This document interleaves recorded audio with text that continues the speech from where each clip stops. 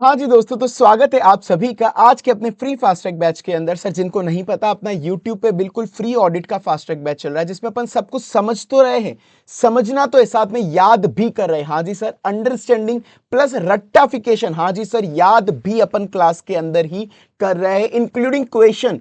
Concept भी कर रहे, क्वेश्चन भी कर रहे, तो समझ भी रहे, याद भी कर रहे, क्वेश्चन भी कर रहे और कॉन्सेप्ट भी कर रहे।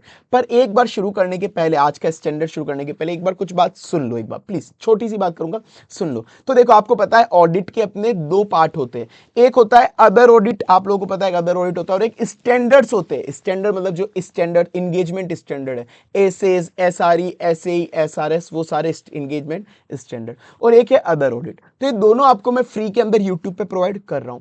पर जो अदर ऑडिट है ना, वो अपन ने बहुत अच्छे से बिल्कुल डिटेल पे अपन ने यूट्यूब के अंदर करा है, बहुत अच्छे से, इंक्लूडिंग क्वेश्चन, सब कुछ समझा है, याद करा है, पूरा डिटेल के अंदर करा है। अदर वेब में जैसे आप मान सकते हो, जो भी chapter number I think 12, chapter number 12 से लेके चैप्टर नंबर 19, ये पूरा पोर्शन एक अदर वेब का है, पूरा अच्छे से डिटेल में करा है, कहीं पे भी और कुछ जाने की जरूरत नहीं है। ये मोर देन सफिशिएंट है, बिल्कुल आराम से करा है, बिल्कुल आराम से। पर जो ये स्टैंडर्ड है ना, देखो ये एंगेजमेंट स्टैंडर्ड इतने बड़े हो जाते हैं ना कि इनको यूट्यूब पे बहुत ज्यादा आराम से मैं इसको नहीं कर सकता यूट्यूब के अंदर। और बच्चों की डिमांड भी यही थी, सर इसको जल्दी जल्दी कराओ, हमको एंगेजमेंट स्टैंडर्ड जल्दी जल्दी करने, बच्चों की डिमांड थी। इस वजह से ये जो स्टैंडर्ड्स है ना, वो थोड़े जल्दी जल्दी मैराथन टाइप वे के अंदर होंगे, थोड़े से जल्दी जल्दी हो रहे, जो ऐसे ही एसआरएस वाले। ठीक है, तो आज की क्लास भी थोड़ी सी जल्दी जल्दी मैराथन वे वाली होने वाली है। पर भाई एक चीज ध्यान रखना, जिसके एंगेजमेंट स्टैंडर्ड कमजोर है तो ध्यान रखना भाई, आईसीआई एंगेजमेंट स्टैंडर्ड आपके 55 मार्क्स तक पूछ लेती है। हाँ जी, 55 मार्क्स, 50 से 55 मार्क्स तक आईसीआई एंगेजमेंट स्टैंडर्ड पूछती है आपके 50 से 55 मार्क्स तक।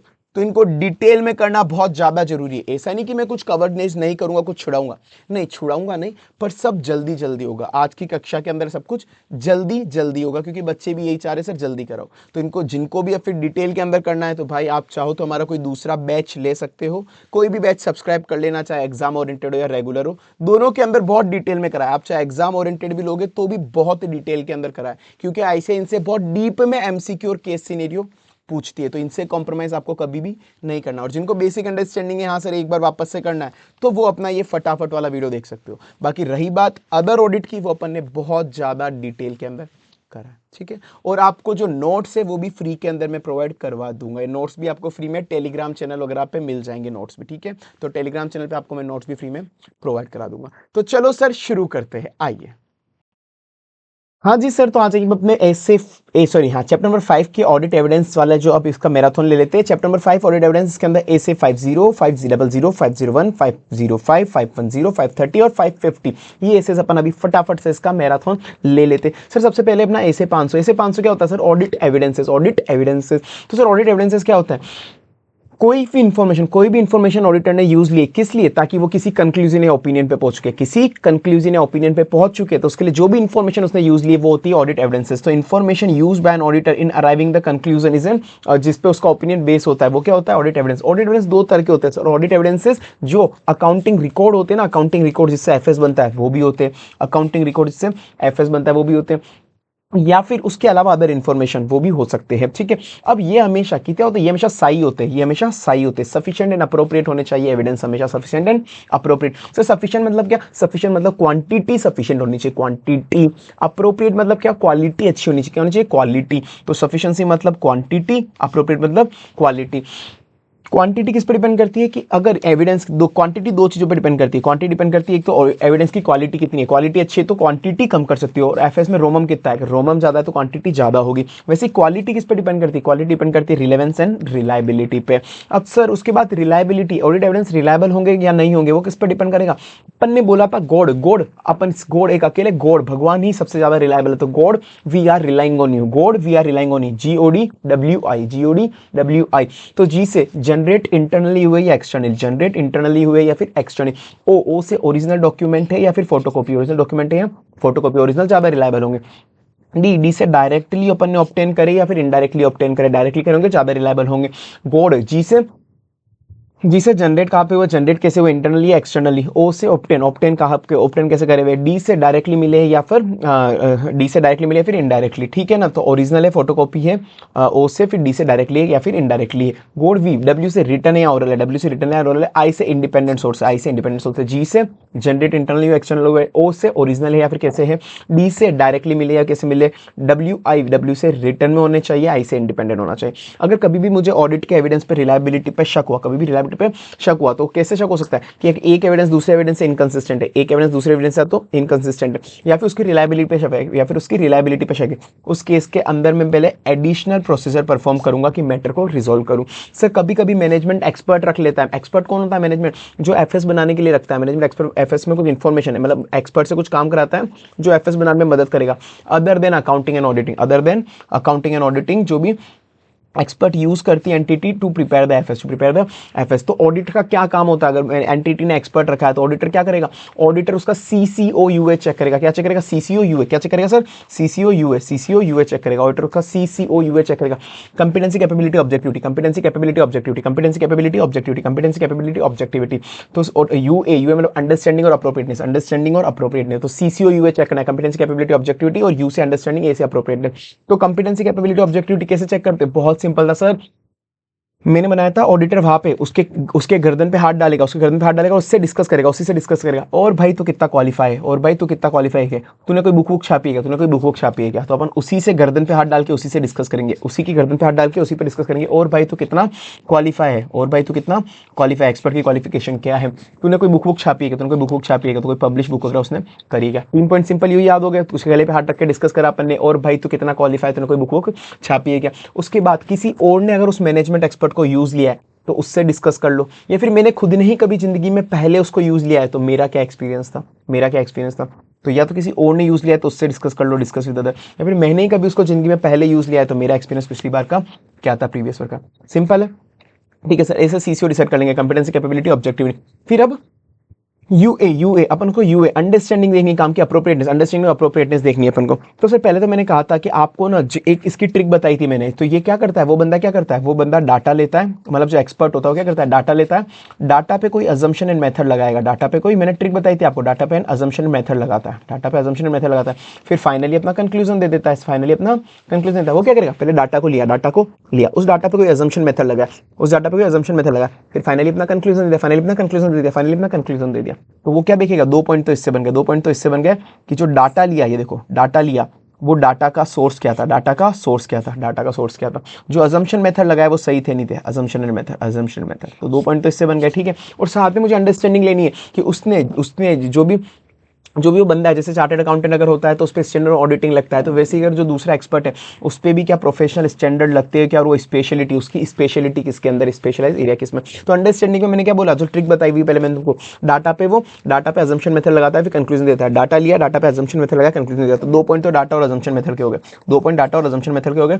फिर अंडरस्टैंड करना है कि उस पर कोई प्रोफेशनल स्टैंडर्ड लगता है क्या, उसकी स्पेशलिटी कितनी है। सर अप्रोप्रिएटनेस कैसे देखते हो उसकी काम की, वही सेम ट्रिक मैंने बताई थी, डाटा है, डाटा पे अजम्पशन मेथड लगा के अपन उसने फाइनल फाइंडिंग कंक्लूजन दिया। फाइंडिंग 3 पॉइंट को कैसे याद करना था, बहुत सिंपल है सर। अपने पास कोई डाटा था, सिंपल है, बहुत सिंपल है, अपने पास कोई डाटा था, उस डाटा पे मैंने अजम्पशन एंड मेथड लगाया, सिंपल है ना। उस डाटा पे मैंने कोई अजम्पशन एंड मेथड लगाया, मेरे पास कोई डाटा था, उस डाटा पे मैंने कोई अजम्पशन मेथड लगाया, मेरे पास कोई डाटा था, उस डाटा पे मैंने कोई अजम्पशन और मेथड लगाया, और फिर उससे मुझे मेरा फाइनली फाइंडिंग एंड कंक्लूजन मिल गया, फाइंडिंग एंड कंक्लूजन मिल गया। तो मेरे पास कोई डाटा था, मैंने उस पर कुछ काम करा, मैंने उस पर कुछ काम करा, कुछ प्रोसेसिंग करी, मतलब मैंने उस डाटा पे अजम्पशन एंड मेथड लगाया, अजम्पशन एंड मेथड लगाया, फिर मेरे को मेरे फाइंडिंग कंक्लूजन मिल गए, मेरे को मेरे फाइंडिंग कंक्लूजन मिल गए, ठीक है। तो ये तो 3 पॉइंट हो गए, ये तो 3 पॉइंट हो गए। तो अब मुझे क्या देखना है, मुझे देखना है कि जो फाइंडिंग कंक्लूजन है वो रिलेवेंट, रीजनेबल एंड कंसिस्टेंट होने चाहिए, वो रिलेवेंट, रीजनेबल एंड कंसिस्टेंट होना चाहिए। Finding conclusion relevant, reasonable and consistent होने चाहिए, consistent with other audit evidence. जो अजम्पशन मेथड है वो अजम्पशन मेथड रिलेवेंट, रीजनेबल होने चाहिए, अजम्पशन मेथड रिलेवेंट, रीजनेबल होने चाहिए। तो finding conclusion relevant, reasonable, consistent, relevant, reasonable, consistent. पर जो अजम्पशन और मेथड है वो रिलेवेंट एंड रीजनेबल। जो डाटा है वो रिलेवेंट होना चाहिए, मतलब रिलेवेंट तो तीनों में कॉमन है, रिलेवेंट, रिलेवेंट, रिलेवेंट, और रीजनेबल यहाँ पर है और यहाँ पर है, ठीक है। तो पहले वाले में था रिलेवेंट, रीजनेबल, कंसिस्टेंट, फिर था रिलेवेंट, रीजनेबल। अब जो डाटा होगा वो डाटा रिलेवेंट होगा, कंप्लीट होगा, एक्यूरेट होगा। Relevant, complete, accurate, relevant, complete और एक्यूरेट, कि जो भी डाटा एक्सपर्ट यूज ले रहा है वो रिलेवेंट होना चाहिए, कंप्लीट होना चाहिए, ये नहीं कि कोई मिसिंग डाटा है, ऐसा नहीं होना चाहिए। एक्यूरेट होना चाहिए, मतलब सही होना चाहिए, उस डाटा में कुछ भी गलत नहीं होनी चाहिए, कैलकुलेशन वगैरह कुछ भी गलत नहीं होनी चाहिए। तो वो जो डाटा है वो रिलेवेंट, कंप्लीट एंड एक्यूरेट होना चाहिए, रिलेवेंट, कंप्लीट एंड एक्यूरेट होना चाहिए, रिलेवेंट, कंप्लीट एंड एक्यूरेट होना चाहिए। तो डाटा में अपन क्या देखेंगे सर? डाटा में सिंपल चीज है, कैसे चेक करेगा ऑडिटर कि डाटा सही थे या नहीं था? वो कैसे चेक करेगा?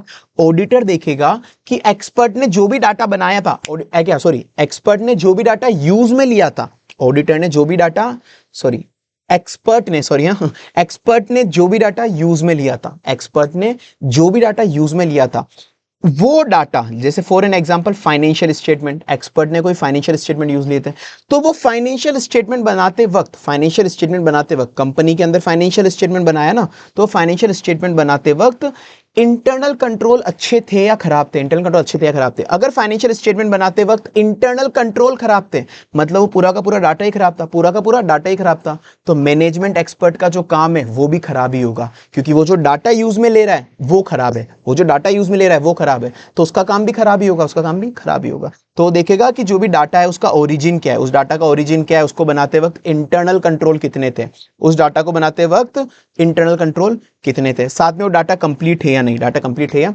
नहीं, एक तो वो ये देखेगा। प्लस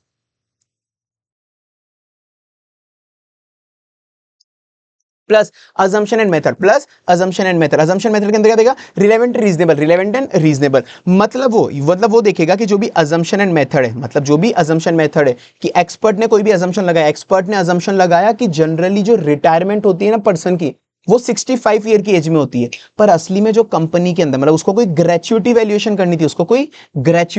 करनी थी, पर असली के अंदर जो रिटायरमेंट एज है वो रिटायरमेंट एज 50 ईयर है, पर उसने अजम्पशन क्या ले लिया? 60 ईयर का, वो गलत हो गया। उसने अजम्पशन लिया कि इंडिया की इन्फ्लेशन रेट 6% चल रही है, पर असली के अंदर तो 8% चल रही है, तो उसका अजम्पशन वापस गलत हो गया। तो ये अपन को ऑडिटर को ये देखना है कि उस बंदे ने जो भी अजम्पशन मेथड लगाए, वो assumption method relevant and reasonable है या नहीं। कैसे देखेगा? कि उसने जो भी अजम्पशन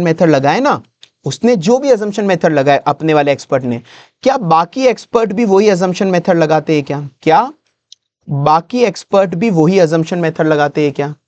क्या मैनेजमेंट भी वही अजम्पशन मेथड लगाती है क्या एफआरएफ भी वही मेथड और अजम्पशन लगाने के लिए बोलता है क्या?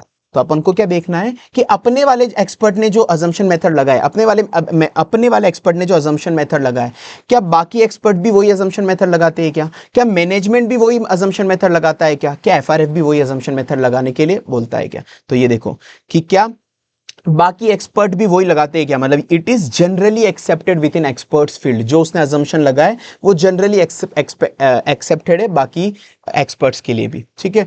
तो क्या बाकी एक्सपर्ट भी वही लगाते हैं क्या? ये हो गया। क्या मैनेजमेंट भी वही लगाती है क्या? मतलब कंसिस्टेंट विद मैनेजमेंट। क्या एफआरएफ भी वही लगाने को बोलता है क्या? मतलब कंसिस्टेंट विद एफआरएफ। तो ये 3 पॉइंट अपने हो गए। चौथा पॉइंट याद हो तो ठीक है कि वो क्या अजम्पशन एंड मेथड जो भी लगाते हैं वो हाईली स्पेशलाइज्ड मॉडल पे डिपेंडेंट है क्या? कोई हाईली स्पेशलाइज्ड मॉडल पे डिपेंडेंट है क्या? वो देख लेना। फिर सर फाइंडिंग कंक्लूजन की बारी है। फाइंडिंग कंक्लूजन में अपन ने पढ़ा था सर, इसकी बहुत सिंपल ट्रिक थी जो अपन नीचे भी वापस से पढ़ेंगे। आईसीआई और इसका बस लास्ट वाला आई काट देना, कि मैं देखूंगा कि उसका जो भी फाइंडिंग कंक्लूजन है वो रिलेवेंट, रीजनेबल, कंसिस्टेंट है या नहीं। कैसे देखूंगा? मैं बाकी लोगों से, मैं उस एक्सपर्ट से इंक्वायरी करूंगा, मैं किसी थर्ड पार्टी को एक्सटर्नल कंफर्मेशन भेजूंगा, मैं एनालिटिकल प्रोसीजर लगाऊंगा, मैं एक्सपर्ट के काम को ऑब्जर्व करूंगा, मैं एक्सपर्ट के काम को वापस से रीपरफॉर्म करूंगा और उसके वर्किंग पेपर को रिव्यू करूंगा, तो मैं ये सारे प्रोसीजर वापस से लगाऊंगा कि उस मैनेजमेंट एक्सपर्ट से इंक्वायरी करूंगा, एक्सटर्नल कंफर्मेशन भी भेजूंगा मैं उस बंदे को, मतलब किसी दूसरे बंदे को, एनालिटिकल प्रोसीजर भी लगाऊंगा, ऑब्जर्व भी करूंगा, रिपरफॉर्म भी करूंगा, रिव्यू भी करूंगा और रिव्यू भी करूंगा। तो इसकी ट्रिक क्या हो गई? आईसीआई और आई में बस यहाँ पे लास्ट में आई में कुछ भी नहीं है। तो inquiry confirmation analytical procedure, inquiry confirmation analytical procedure, inquiry confirmation analytical procedure, inquiry confirmation analytical procedure, inquiry confirmation analytical procedure, inquiry confirmation analytical procedure, inquiry confirmation analytical procedure, inquiry confirmation analytical procedure, inquiry confirmation analytical procedure, inquiry confirmation analytical procedure. तो ICI और observance reperformance review, observance reperformance review, observance reperformance review, कि मैं observe करूंगा उस बंदे के, जो management expert जो काम कर रहा है, मैं उसके काम को ऑब्जर्व करूंगा, मैं उसके काम को रिपरफॉर्म करूंगा, वो जो काम कर रहा है उसको वापस से रिपरफॉर्म करूंगा, आर से रिव्यू, उसके जो वर्किंग पेपर है उसको मैं रिव्यू करूंगा। ठीक है सर, तो ये हो गया अपना अप्रोप्रिएटनेस।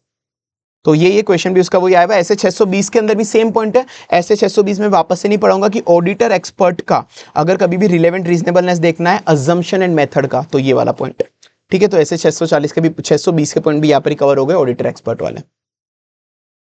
मैं वापस से देख रहा हूँ कि कुछ बच्चे वापस से नोट्स नोट्स कर रहे हैं। अरे भाइयों बहनों, मैंने कहा ना, नोट्स के लिए मैंने आपको कहा नोट्स जो भी होंगे वो आपको most of the notes, mostly मैं देखो ऑलमोस्ट सारे कह रहा हूँ, 100% तो मैं भी नहीं प्रोवाइड करा सकता, मेरे पे भी कुछ रिस्ट्रिक्शन है फ्री के अंदर, बट ऑलमोस्ट सारे नोट्स मैं आपको मेरे टेलीग्राम चैनल पे प्रोवाइड करवा दूंगा। टेलीग्राम चैनल पे मैं ऑलरेडी है, टेलीग्राम चैनल पे आप चले जाना, मेरा टेलीग्राम चैनल है CA हेमंत सोमानी।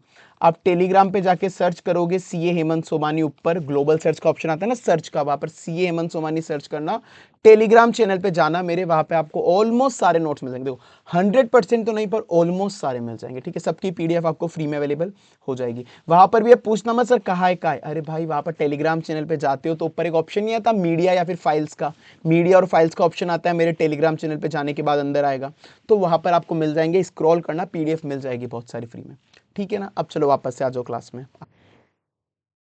और सर अब जब भी मैनेजमेंट ने कोई एक्सपर्ट रखा है तो अपन उस एक्सपर्ट के काम पर क्या प्रोसीजर लगाएंगे, अपन उस एक्सपर्ट के काम पे क्या प्रोसीजर लगाएंगे, नेचर, टाइमिंग एंड एक्सटेंट अपने क्या होने वाले। एक तो सर यही है CCO UA लगाना, कंपेटेंसी कैपेबिलिटी ऑब्जेक्टिविटी और UI अंडरस्टैंडिंग अप्रोप्रिएटनेस। बाकी साथ में मैंने बोला था कि अपन को देखना है कि उसको किस काम के लिए रखा है, उसको किस काम के लिए रखा है, किस काम के लिए एम्प्लॉय करा है, किस काम के लिए एम्प्लॉय करा है। क्या बोला था मैंने इसको, उसको किस काम के लिए एम्प्लॉय करा है, उसको किस काम के लिए, मतलब वो काम कितना ज्यादा रिस्की और कॉम्प्लेक्स था, वो मैटर कितना ज्यादा रिस्की और कॉम्प्लेक्स था, मैटर कितना ज्यादा रिस्की और कॉम्प्लेक्स था, रिस्क और मटेरियल स्टेटमेंट कितनी है, कितना कॉम्प्लेक्स है वो मैटर, और उसका नेचर स्कोप ऑब्जेक्टिव, उसका नेचर स्कोप और ऑब्जेक्टिव। तो किस काम के लिए, 3 पॉइंट किसके, अपन सबसे बोलेंगे कि उस मैनेजमेंट एक्सपर्ट को किस काम के लिए रखा है, किस काम के लिए एम्प्लॉय करा है, किस काम के लिए एम्प्लॉय करा है। अपन सबसे पहले क्या बोलेंगे, उस मैनेजमेंट एक्सपर्ट को किस काम के लिए एम्प्लॉय करा है। देखो 5 पॉइंट याद करने हैं ना, तो उसको किस काम के लिए एम्प्लॉय करा, किस काम के लिए मतलब वो काम कितना रिस्की था, कितना कॉम्प्लेक्स था, किस काम के लिए मतलब काम कितना रिस्की था, कितना कॉम्प्लेक्स था, उसका नेचर स्कोप ऑब्जेक्टिव क्या है। ठीक है, 3 पॉइंट ये हो गए। किस काम के लिए एम्प्लॉय करा, मतलब उसको एम्प्लॉय करा था या फिर उसको पार्टी को, थर्ड पार्टी को किसी को एंगेज करा था, थर्ड पार्टी को एंगेज करा था या फिर एम्प्लॉय करा था। माना, अब मैं बोलूंगा कि माना भाई तेरे पे प्रोफेशनल स्टैंडर्ड लगते हैं, तू एक्सपीरियंस भी है, तू एक्सपीरियंस भी है, माना तेरे पे प्रोफेशनल स्टैंडर्ड लगते हैं, तू एक्सपीरियंस है, एक्सपर्ट है, तू माना, मैं बोल रहा हूँ, मैं मान रहा हूँ तेरा काम अच्छा है, मैं मान रहा हूँ, मैं उसको एक्सपर्ट को क्या बोल रहा हूँ, माना तेरे पे प्रोफेशनल स्टैंडर्ड लगते हैं, तू एक्सपीरियंस है, तू एक्सपर्ट है, माना तेरे पे प्रोफेशनल स्टैंडर्ड लगते हैं, तू एक्सपीरियंस है, तू एक्सपर्ट है, क्योंकि मैनेजमेंट तुझे फीस दे रही है तो वो तुझे इन्फ्लुएंस कर ही देगी, क्योंकि मैनेजमेंट तुझे फीस दे रही है तो तुझे इन्फ्लुएंस कर ही देगी। तो मैनेजमेंट उसको कितना ज्यादा कंट्रोल या फिर इन्फ्लुएंस कर सकता है। और माना तू बहुत ज्यादा एक्सपीरियंस एक्सपर्ट है, तेरे पे प्रोफेशनल स्टैंडर्ड लगते हैं, तेरे पे प्रोफेशनल स्टैंडर्ड उस पर कोई लगते हैं क्या, तू बहुत ज्यादा एक्सपर्ट है तो उसका फील्ड का एक्सपर्टाइज क्या है। माना तो बहुत ज्यादा एक्सपर्ट एक्सपीरियंस और तेरे पे प्रोफेशनल स्टैंडर्ड लगते हैं, माना तो बहुत ज्यादा एक्सपीरियंस एक्सपर्ट है, तेरे पे प्रोफेशनल स्टैंडर्ड लगते हैं। एक्सपर्ट एक्सपीरियंस मतलब मेरा प्रीवियस एक्सपीरियंस क्या रहा उस एक्सपर्ट के साथ, प्रीवियस एक्सपीरियंस मेरा उसके एक्सपर्ट के साथ क्या रहा। तो इसके अपन ने पूरे 5 पॉइंट इजीली याद हो गए। पहले उसको किस काम के लिए रखा, पहले उसको किस काम के लिए रखा, तो किस काम के लिए रखा, किस काम के लिए एम्प्लॉय करा, किस काम के लिए एम्प्लॉय करा, काम मतलब उसका उसकी कॉम्प्लेक्सिटी रिस्क, कॉम्प्लेक्सिटी और रिस्क मतलब रोमम और कॉम्प्लेक्सिटी, और ठीक है उसका नेचर को ऑब्जेक्टिव, किस काम के लिए एम्प्लॉय करा मतलब उसको एम्प्लॉय कराया, थर्ड पार्टी से इंगेज कराया। ठीक है, माना तो बहुत ज्यादा एक्सपर्ट एक्सपीरियंस बनता है, तेरे पे प्रोफेशनल स्टैंडर्ड लगते हैं, एक्सपर्ट बनता है तो उसकी एक्सपर्टाइज क्या है, तो एक्सपर्ट और एक्सपीरियंस बनता है, मतलब तेरा प्रीवियस एक्सपीरियंस क्या था मेरा उस एक्सपर्ट का, तो माना बहुत ज्यादा एक्सपर्ट और एक्सपीरियंस बनता है, तेरे पे प्रोफेशनल स्टैंडर्ड भी लगते हैं, तेरे पे प्रोफेशनल स्टैंडर्ड भी लगते हैं, प्रोफेशनल स्टैंडर्ड भी तेरे पे लगते हैं। पर क्योंकि मैनेजमेंट तुझे फीस दे रही है, मैनेजमेंट तुझे फीस दे रही है तो तुझे इन्फ्लुएंस कर ही देगी, इन्फ्लुएंस कर ही देगी, तो ये इन्फ्लुएंस वाला कि मैनेजमेंट को कितना इन्फ्लुएंस कर सकता है। अब मैं उसकी ऑब्जेक्टिविटी कैसे वैलिडेट करूंगा, इसका एक क्वेश्चन आया है। देखो सर, आपको हमेशा मैनेजमेंट एक्सपर्ट की मैनेजमेंट एक्सपर्ट चाहे आपको बाहर से आप एम्प्लॉय कर रहे हो या उसको इंगेज कर रहे हो, तो भी आपको उसकी ऑब्जेक्टिविटी इवैल्यूएट करनी पड़ेगी। जितने आपकी कंपनी के एम्प्लॉय होते हैं ना, उतने ही सेम वो उसकी सेम ऑब्जेक्टिविटी उतनी ही होती है। तो यहाँ पे ये पॉइंट लिखा हुआ है कि जो एक्सपर्ट है ना, can not be ordinarily regarded as, उसको ज्यादा ऑब्जेक्टिविटी नहीं मानेंगे एम्प्लॉइज से ज्यादा, जितनी एम्प्लॉइज की ऑब्जेक्टिविटी है उसको उतना ही ऑब्जेक्टिव मानेंगे। ठीक है ना, साथ में तो सर यही है कि सीधी बात है, ऑब्जेक्टिविटी में क्या थ्रेट होता है, अपन ने पढ़ा हुआ है जो SS5 वाले कि हमको एक तो सीसीओ इवेल्यूएट करना होता है, हमको जो कॉम्पिटेंसी कैपेबिलिटी ऑब्जेक्टिविटी हमको इवेल्यूएट करनी होती है। तो उसमें हमेशा एसएस5 का डर रहता है। एसएस5 का जो भी थ्रेट होते हैं ना, self interest, self review, familiarity, advocacy threat, उसमें हमेशा डर रहता है। माना अपन सेफगार्ड लगा के उसको थोड़ा कम कर देंगे, पर अपन सबको एलिमिनेट नहीं कर सकते, सबको हमेशा एलिमिनेट नहीं कर सकते। जैसे इंटिमिडेशन थ्रेट, अपन इंटिमिडेशन थ्रेट है तो अपन को कम कैसे कर सकते हैं कि अपन एम्प्लॉय ना बना के उसको बाहर से इंगेज करा देंगे, ठीक है, पर उससे एलिमिनेट नहीं होगा, 100% एलिमिनेट नहीं होगा। हो सकता है उसकी बिजनेस के साथ कोई बिजनेस के कंपनी के शेयर वेयर खरीदे हो, उसके पापा उस कंपनी में जॉब वॉब करते हो, डायरेक्टर वायरेक्टर हो, उसके पापा उसने कंपनी के शेयर खरीदे हो, पापा डायरेक्टर हो, या फिर वो कंपनी को दूसरी सर्विस देता हो, कंपनी को दूसरी सर्विस देता हो, तो उसके इंटरेस्ट एंड रिलेशनशिप देखेंगे, क्या तूने कंपनी के कोई शेयर खरीदे, मतलब फाइनेंशियल इंटरेस्ट, फिर पापा उस कंपनी में काम करते हैं क्या, पर्सनल रिलेशनशिप, या फिर तो कोई उससे दूसरी सर्विस देता है या प्रोविजन ऑफ अदर सर्विस, ठीक है। तुमको जहां भी लगे, देखो मैंने एक बार समझा दिया, याद भी करा दिया, पर तुमको हो सकता है कोई स्पेसिफिक टॉपिक तुम्हारा ज्यादा वीक हो कंपैरेटिवली, पर मैं तो क्या चल रहा हूँ, मैराथन सारे बच्चों के हिसाब से चल रहा है, ताकि एग्जाम के एक दिन पहले भी तुम रिवाइज कर सको। जहां भी लगे कि सर एक बार वापस से करना है इसको, तुम वीडियो को बैक कर दो 5-10 सेकंड, वापस देख लो, या फिर तुम उसको हाथों हाथ पोस्ट करके तुम खुद एक बार रीड मार लेना, ठीक है ना, क्योंकि सबके हिसाब से चल रहा है भाई। मेरा तो ये क्लास नहीं है कि मैं तुमको बार बार एक एक चीज कराऊं, समझो यार, थोड़ा मेरा थोड़ा फटाफट लेना पड़ेगा। और आई होप सब याद भी हो रहा है, समझ में भी आ रहा है, ऐसा कुछ नहीं कर रहा मैं भाई। अभी देखो ये वही क्वेश्चन था कि ग्रेचुइटी लाइबिलिटी है, एक एक्चुअरी ने रिटायरमेंट एज गलत ले ली कि 65 ईयर ले ली 60 ईयर की जगह, मेरा अजम्पशन और मेथड गलत है, तो मेरे को सीसीओ यूए देखना है, साथ में वो देखना है कि डाटा कंप्लीट कंसिस्टेंट है या नहीं है, अजम्पशन मेथड रिलेवेंट रीजनेबल है या नहीं है, अगर नहीं हो रहा है ये सब तो क्वालिफाई कर दूंगा रिपोर्ट। अब सर मेरे को ऑडिट एविडेंस कैसे लेने होते हैं, ऑडिट एविडेंस कैसे लेने होते हैं, मेथड क्या होते हैं ऑडिट एविडेंस लेने के, मैंने वही बोला था सर, सेम पॉइंट कि मैं आईसीआई पूछूंगा, आईसीआई तू ही मेथड बता, आईसीआई और आईसीआई और आईसीआई और आईसीआई और आईसीआई और आई से इंस्पेक्शन, सी से कंफर्मेशन, एक्सटर्नल कंफर्मेशन, ए से एनालिटिकल प्रोसेस, आई से इंक्वायरी, तो इंस्पेक्शन और इंक्वायरी, आई दो क्या होगा, एक इंस्पेक्शन इंक्वायरी, सी से कंफर्मेशन, ए से analytical process, O R R observation reperformance recalculation,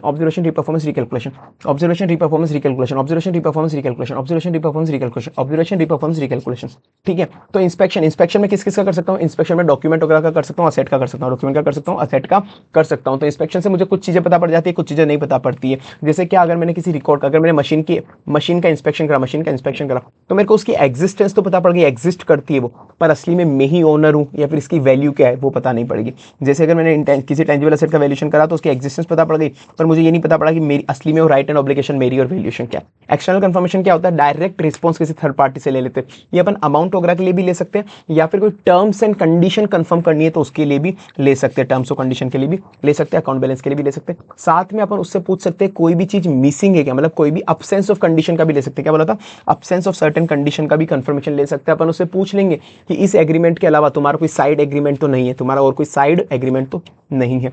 analytical process अपन ने पूरा डिटेल में ऐसे 520 पढ़ लिया है, ठीक है ना, वो कर सकते हैं। आई से इंक्वायरी, अपन इंक्वायरी कर सकते हैं, फाइनेंशियल नॉन फाइनेंशियल दोनों बंदों से कर सकते हैं, एंटिटी के अंदर वाले बाहर वाले बंदों से दोनों कर सकते हैं। फिर जब भी इंक्वायरी कभी भी अकेला यूज नहीं करना होता, वो इंक्वायरी अकेला कभी भी साई प्रोवाइड नहीं करता, इंक्वायरी के साथ आपको दूसरे प्रोसेसर भी लगाने होते हैं, ठीक है। तो इंक्वायरी फाइनेंशियल नॉन फाइनेंशियल बंदों से आपने करी, फिर उनका जो रिस्पॉन्स आएगा, उन्होंने जो जवाब दिया उसको इवेल्युएट करना है, उस जवाब को भी तुमको इवेल्युएट करना है, तो ठीक है। Evaluating the response of inquiry is an integral part. अब जो उसने जवाब दिया तो हो सकता है उसके जवाब जो भी उसने बोला उससे तुमको कोई नई इन्फॉर्मेशन मिली, नई इन्फॉर्मेशन नहीं है, या फिर जो इन्फॉर्मेशन तुम्हारे पास थी उसी को उसने वापस से कोरोबरेट कर दिया, कंफर्म कर दिया, तो कोई नई इन्फॉर्मेशन नहीं मिली, या तो कोई नई इन्फॉर्मेशन मिली, या फिर जो इन्फॉर्मेशन तुम्हारे पास थी उसी को कोरोबरेट कर दिया, या फिर जो इन्फॉर्मेशन तुम्हारे पास थी उसको कॉन्ट्राडिक्ट कर दिया। तो इन्फॉर्मेशन या तो तुमको कोई नई मिली which was not previously process, या फिर जो एविडेंस तुम्हारे पास थे उसको कोरोबरेट कर दिया, या फिर जो एविडेंस तुम्हारे पास थे उससे डिफरेंट हो गई वो, ठीक है ना। साथ में अपन इंक्वायरी मैनेजमेंट के इंटेंशन की भी कर सकते हैं कि तुमने जो अजम्पशन मेथड असली में लिए है तो तुम्हारा इंटेंशन क्या है, तुम उसको असली में पूरा करने वाले हो या नहीं करने वाले हो। तुम रिटर्न में इंक्वायरी कर सकते हो, इनफॉर्मल ओरल में भी कर सकते हो। इंक्वायरी कभी साइन नहीं देता। ऑब्जर्वेशन क्या होता है sir, looking at the process done by the another person, जो बंदा दूसरा काम कर रहा होता है मैं उसको लुक कर रहा होता हूँ, उसको मैं लुकिंग कर रहा होता हूँ कि तू सही से काम कर रहा है नहीं कर रहा है। इन्वेंटरी काउंट मैनेजमेंट के बंदे कर रहे होते हैं, मैं ऑब्जर्व करता हूँ। रिकैलकुलेशन मतलब मैं मैथमेटिकल एक्यूरेसी चेक करता हूँ कि उस बंदे ने जो कैलकुलेशन करी है वापस से सही करी है या नहीं करी है, चाहे मैनुअली उसने करी हो या इलेक्ट्रॉनिक करी हो। रीपरफॉर्मेंस मतलब मैं पूरा का पूरा काम वापस से करता हूं, इंडिपेंडेंटली एग्जीक्यूट द प्रोसीजर या फिर कोई कंट्रोल जो ओरिजिनली परफॉर्म करा था एंटिटी के इंटरनल कंट्रोल ने, जैसे बैंक रिकंसिलिएशन में वापस पूरा बनाऊंगा अगर कंपनी ने बनाया तो। ठीक है ना, ये क्वेश्चन ICASM से वापस हटा दिया था कि अगर तुमको याद हो हल्का सा भी क्वेश्चन तो मैं एक बार बता देता हूँ, वरना तुम पॉज करके रीड कर लेना। जो जब अपन एक्सपोर्ट का रिवेन्यू कब रिकॉग्नाइज कर रहे थे, बिल ऑफ लेडिंग के बेसिस पे, बिल ऑफ लेडिंग के बेसिस पे। तो नहीं, ICA ने बोला था बिल ऑफ लेडिंग के हिसाब से मत आप रिकॉग्नाइज करो, जैसे वेयर हाउस से चलेगा आपका माल तभी आपको रिकॉर्ड कर लेना, मतलब ई वे बिल के बेसिस पे कर लो। और साथ में आप कैसे चेक कर सकते हो कि कितना एक्सपोर्ट हुआ, कितना रिफंड मिला, जीएसटी के पोर्टल पे देख लो, डायरेक्ट जाके ई वे बिल चेक कर लो, ये सब देख लो। तो सर ये हो गया अपना। अब ऐसे 501 का फटाफट से मैराथन ले लेते हैं। ऐसे 501 भी एविडेंस की बात करता है। वो एविडेंस किसकी बात करता है? वो तीन चीजों के लिए स्पेसिफिकली बात करता है। इन्वेंट्री की बात करता है, लिटिगेशन क्लेम की बात करता है, इन्वेंट्री की बात करता है, लिटिगेशन क्लेम की बात करता है, सेगमेंट इन्फॉर्मेशन की बात करता है। किसकी? इन्वेंट्री, लिटिगेशन और सेगमेंट इन्फॉर्मेशन। इन्वेंट्री होनी चाहिए, सबसे पहले इन्वेंट्री की बात करते हैं। इन्वेंट्री होनी चाहिए, इन्वेंट्री की अपन को एग्जिस्टेंस भी चेक करनी है और कंडीशन भी चेक करनी है। सर क्या चेक करना है इन्वेंट्री का हमको? इन्वेंट्री की हमको कंडीशन भी चेक करनी है और फिर और साथ में एग्जिस्टेंस भी चेक करनी है कि इन्वेंट्री एग्जिस्ट भी करती है, इन्वेंट्री एग्जिस्ट भी करती है और साथ में उसकी कंडीशन भी अच्छी है। तो सर कैसे चेक करेंगे अपन इन्वेंट्री की एग्जिस्टेंस और कंडीशन? तो सबसे पहले इसके अंदर अलग अलग केसेस होते हैं, वो अपन ने पढ़े हुए। फर्स्ट केस नॉर्मल केस, जब तक अपन इन्वेंट्री का काउंट कर सकते हो, मतलब जब तक इम्प्रैक्टिकेबल ना हो, तो जब जब अपन इन्वेंट्री का काउंट करेंगे, मतलब इम्प्रैक्टिकेबल नहीं है वहां पर जाना इन्वेंट्री का काउंट करना, तो अपन वहाँ पे अटेंड करेंगे, उस फिजिकल काउंट को अटेंड करेंगे। जब भी इन्वेंट्री मटेरियल होगी तो अपन को साई लेना है, अपन को उस पर साई लेना है, सफिशिएंट एंड अप्रोप्रिएट एविडेंस लेना जब भी इन्वेंट्री मटेरियल हो। और अपन जब इन्वेंट्री काउंट को अटेंड करेंगे, मैनेजमेंट इन्वेंट्री काउंट कर रही है तो अपन उसको अटेंड करेंगे। और अपन क्या देखेंगे? इसका मैंने बोला था तुमको, evaluate, inspect, observe, test count. Evaluate, inspect, observe, test count. Tone पकड़ो, tone. Evaluate, inspect, observe, test count. Evaluate, inspect, observe, test count. Evaluate, inspect, observe, test count. Evaluate, inspect, observe, test count. Evaluate, inspect, observe, test count. Evaluate, inspect, observe, test count. Evaluate, inspect, observe, test count. Evaluate, inspect, observe, test count. Evaluate, inspect, observe, test count.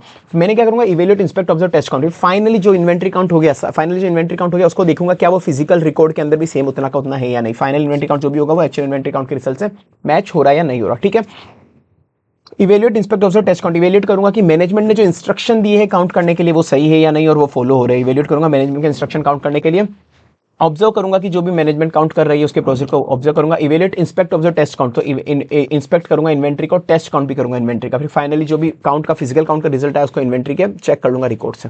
ठीक है, अपन को generally ये करना है। पर कभी कभार होता है कि मैनेजमेंट, कभी कभार क्या होता है कि मैनेजमेंट, लेट्स से मैनेजमेंट ना 31 दिन, अरे भाई मेरे क्यों टेढ़ी मेढ़ी लाइन जा रहा है यहाँ पे, मैराथन चल रहा है, टाइम वेस्ट कर रही है लाइन, देखना तो पागल लाइन कहीं की।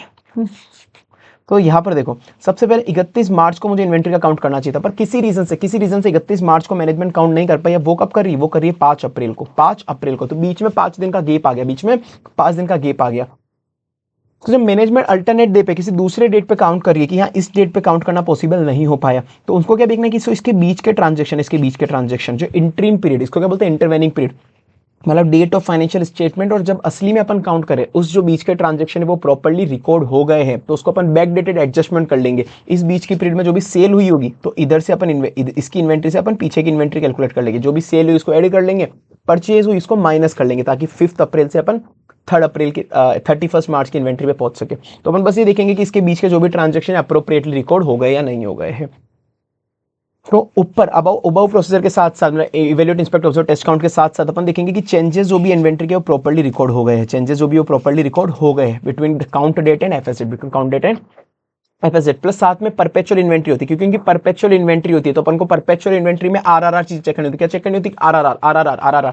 जो रिकॉर्ड है वो परपेचुअली, मतलब जो रिकॉर्ड है वो प्रॉपर्ली एडजस्ट हो गए, परपेचुअल रिकॉर्ड प्रॉपर्ली एडजस्ट हो गए हैं। आर से रिलायबिलिटी, जो इन्वेंट्री के रिकॉर्ड है, मतलब परपेचुअल रिकॉर्ड है इन्वेंट्री के, वो रिलायबल है। आर से रीजन, अगर कोई भी काउंट के टाइम पे कोई भी डिफरेंस आया इन्वेंट्री काउंट और बुक्स के अंदर, तो रीजन क्या उसका? रीजन क्या? तो अपन क्या चेक करना है? आरआरआर। आर से रिकॉर्ड प्रॉपर्ली एडजस्ट हो गया, रिकॉर्ड प्रॉपर्ली एडजस्ट हो गया, जो बीच में चेंजेस थे उसके लिए रिकॉर्ड प्रॉपर्ली एडजस्ट हो गए। आर से रिलायबिलिटी कितनी है इन्वेंट्री काउंट की? रिलायबिलिटी कितनी है? फिर एक और आर से रीजन क्या है, डिफरेंस का रीजन क्या है? ठीक है, तो आरआरआर याद कर लो या फिर उसको बोल दो, क्यों भाई तेरे रिकॉर्ड तो बहुत ज्यादा परपेचुअल रिलायबल थे, तो डिफरेंस क्यों आया? तेरे रिकॉर्ड तो बहुत ज्यादा परपेचुअल रिलायबल थे, तेरे रिकॉर्ड तो बहुत ज्यादा परपेचुअल एंड रिलायबल थे, तेरे रिकॉर्ड तो बहुत ज्यादा परपेचुअल एंड रिलायबल थे, तो डिफरेंस क्यों आया? ठीक है। फिर अगर कोई ऐसा केस हो गया कि मैनेजमेंट ने तो सेम 31 मार्च को इन्वेंट्री काउंट कर लिया ईयर डेट पे, पर मैं उस दिन अटेंड नहीं कर पाया, मैं ईयर एंड पे अटेंड नहीं कर पाया, तो मैं किसी अल्टरनेट डे पे अटेंड कर लूंगा, मैं किसी अल्टरनेट डे पे अटेंड कर लूंगा। और साथ में वही जो इंटरवेनिंग ट्रांजेक्शन थे वो देख लूंगा, वो प्रॉपर्ली रिकॉर्ड हुए नहीं, वो इंटरवेनिंग ट्रांजेक्शन पे अल्टरनेटिव प्रोसेस आके वो देख लूंगा कि वो प्रॉपर्ली रिकॉर्ड हुए या नहीं हुए। तो मैं अल्टरनेट डेट पे चले जाऊंगा, अगर उस डे पे नहीं कर पाया काउंट तो किसी अल्टरनेट डे पे कर लूंगा, ठीक है। और साथ में मैं देख लूंगा कि अगर मैनेजमेंट को उस दिन, क्योंकि 31 मार्च को तो मैं नहीं गया था, तो अगर 31 मार्च को कोई भी डिफरेंस मिला था कि inventory count versus in physical count versus record में, तो उसको प्रॉपर्ली उन्होंने रिकॉर्ड कर लिया। तो मेन पॉइंट तो क्या था, मेन पॉइंट तो यही था कि मैं अल्टरनेट डे पे चले जाऊंगा और साथ में इंटरवेनिंग ट्रांजेक्शन प्रॉपर्ली रिकॉर्ड हो गए वो देख लूंगा। मेन पॉइंट तो ये दो ही थे, और उसके अलावा कुछ एडिशनल चीजें और देख लेना। मेन तो ये दो पॉइंट थे। अब उनसे साथ में देख लेना कि रिटर्न रिप्रेजेंटेशन ले लेना कि आपने जो भी मुझे डाटा दिया है वो कंप्लीट डाटा दिया है, आपने जो भी मुझे डाटा दिया वो कंप्लीट डाटा लिया है, प्लस आपने जिस दिन काउंट करा था 31 मार्च को, वो मैनेजमेंट ने जो इंस्ट्रक्शन बनाया हुआ है प्रोसेसर उसी हिसाब से करा था, ठीक है। ये एडिशनल पॉइंट कुछ देखने लेना, बाकी मेन दो पॉइंट ऊपर वाले थे। इम्प्रैक्टिकेबल कि मैं इन्वेंट्री का काउंट पॉसिबल ही नहीं अटेंड कर पाऊँ, इन्वेंट्री कहीं पे ऐसी जगह पड़ी है कि मैं जा ही नहीं सकता, बॉर्डर पे पड़ी है, गोलियां बारूद वगैरह चल रहे, तो उस केस के अंदर मुझे कोई अल्टरनेट प्रोसीजर लगाना है इन्वेंट्री काउंट, क्योंकि मैं इन्वेंट्री का काउंट ही नहीं कर सकता, पर मुझे साई तो लेना ही है इन्वेंट्री पे, तो मैं कोई अल्टरनेट प्रोसीजर लगाऊंगा कि मैं क्या कर सकता हूँ, मैं इन्वेंट्री की या तो सब्सिक्वेंट अरे ना कि या तो मैं इन्वेंट्री की सब्सिक्वेंट सेल देख सकता हूँ 31 मार्च के बाद जो इन्वेंट्री बिकी है, तो अगर 31 मार्च के बाद इन्वेंट्री बिकी है, सब्सिक्वेंटली सेल हुई है, मतलब इन्वेंट्री एग्जिस्ट करती थी तभी तो बिकी है, तभी तो बिकी है। या फिर मैं प्रायर परचेज देख लूंगा, पहले के परचेज की, अगर इन्वेंट्री परचेज करी थी तो फिर इन्वेंट्री होगी ही होगी, तो या तो सब्सिक्वेंट से एक ले लूंगा या फिर परचेज प्रायर की मैं देख लूंगा, ठीक है। तो मैं अल्टरनेट ऑडिट प्रोसीजर लगा दूंगा, पर अगर अल्टरनेट प्रोसीजर से भी मुझे साइन नहीं मिल पा रहा है, तो उसके बाद मैं उसको मॉडिफाई कर दूंगा ओपिनियन, तो इम्प्रैक्टिकेबल हो जाए। पर ऐसे ही साथ में बोलता है कि ऐसे 200 बोलता है कि नॉर्मल जनरल इनकन्वीनियंस की ऑडिटर, क्या ऑडिटर थक रहा है, बोल रहा है यार वहां पे जाऊंगा, कश्मीर में जाऊंगा, जम्मू कश्मीर में जाऊंगा या फिर कन्याकुमारी में जाऊंगा तो बहुत ज्यादा दूर हो जाएगा, कॉस्ट ज्यादा लग जाएगी, टाइम ज्यादा लग जाएगा, मैं थक जाऊंगा, जनरल इनकन्वीनियंस। तो ये कोई इम्प्रैक्टिकेबल नहीं होता, इस केस में आप ऐसा नहीं बोल सकते मैं काउंट नहीं करूंगा, ये इम्प्रैक्टिकेबल है, नहीं नहीं नहीं, उस केस में तो आपको काउंट करना ही पड़ेगा। तो जनरल इनकन्वीनियंस है जिसमें टाइम कॉस्ट आपका ज्यादा इन्वॉल्व हो रहा है, तो ये कोई भी वैलिड बेसिस नहीं है इन्वेंट्री काउंट छोड़ने का, ठीक है ना, ये ध्यान रखना। और सर इम्प्रैक्टिकेबल जनरली कब होता है, nature and location of inventory, उसका नेचर ऐसा, जैसे एसिड टैंक का अपन काउंट अपन कैसे करेंगे, अपन के उसके अंदर डूब के करेंगे क्या, नहीं डूब सकते, उसमें चेक नहीं कर सकते, या फिर कोई लोकेशन ऐसी इन्वेंट्री की बॉर्डर पे पड़ी है, नेचर एंड लोकेशन इन्वेंट्री का ऐसा था।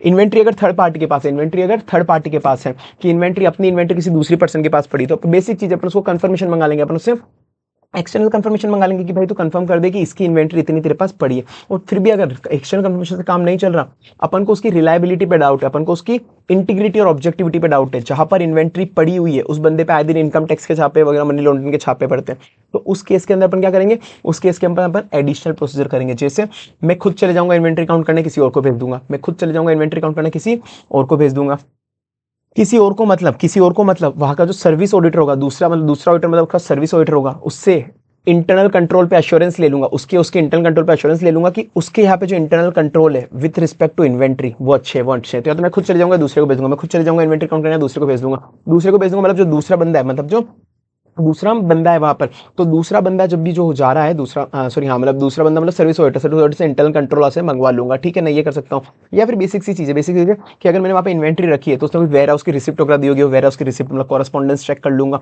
या फिर अगर बैंक के पास कोलेट्रल पड़ी है तो बैंक से कंफर्मेशन ले लूंगा। तो यही है, तो खुद चले जाऊंगा, फिर दूसरे ऑडिटर को भेजूंगा अटेंड करने, दूसरा ऑडिटर मतलब सर्विस ऑडिटर से उसके इंटरनल कंट्रोल के बारे में मंगा लूंगा, या फिर वेयर हाउस के कोई कॉरेस्पॉन्डेंस वगैरह डॉक्यूमेंट चेक कर लूंगा, मेरा वेयर हाउस रिसिप्ट वगैरह अगर मैंने कोलेट्रल पे दी हुई है तो कंफर्मेशन ले लूंगा।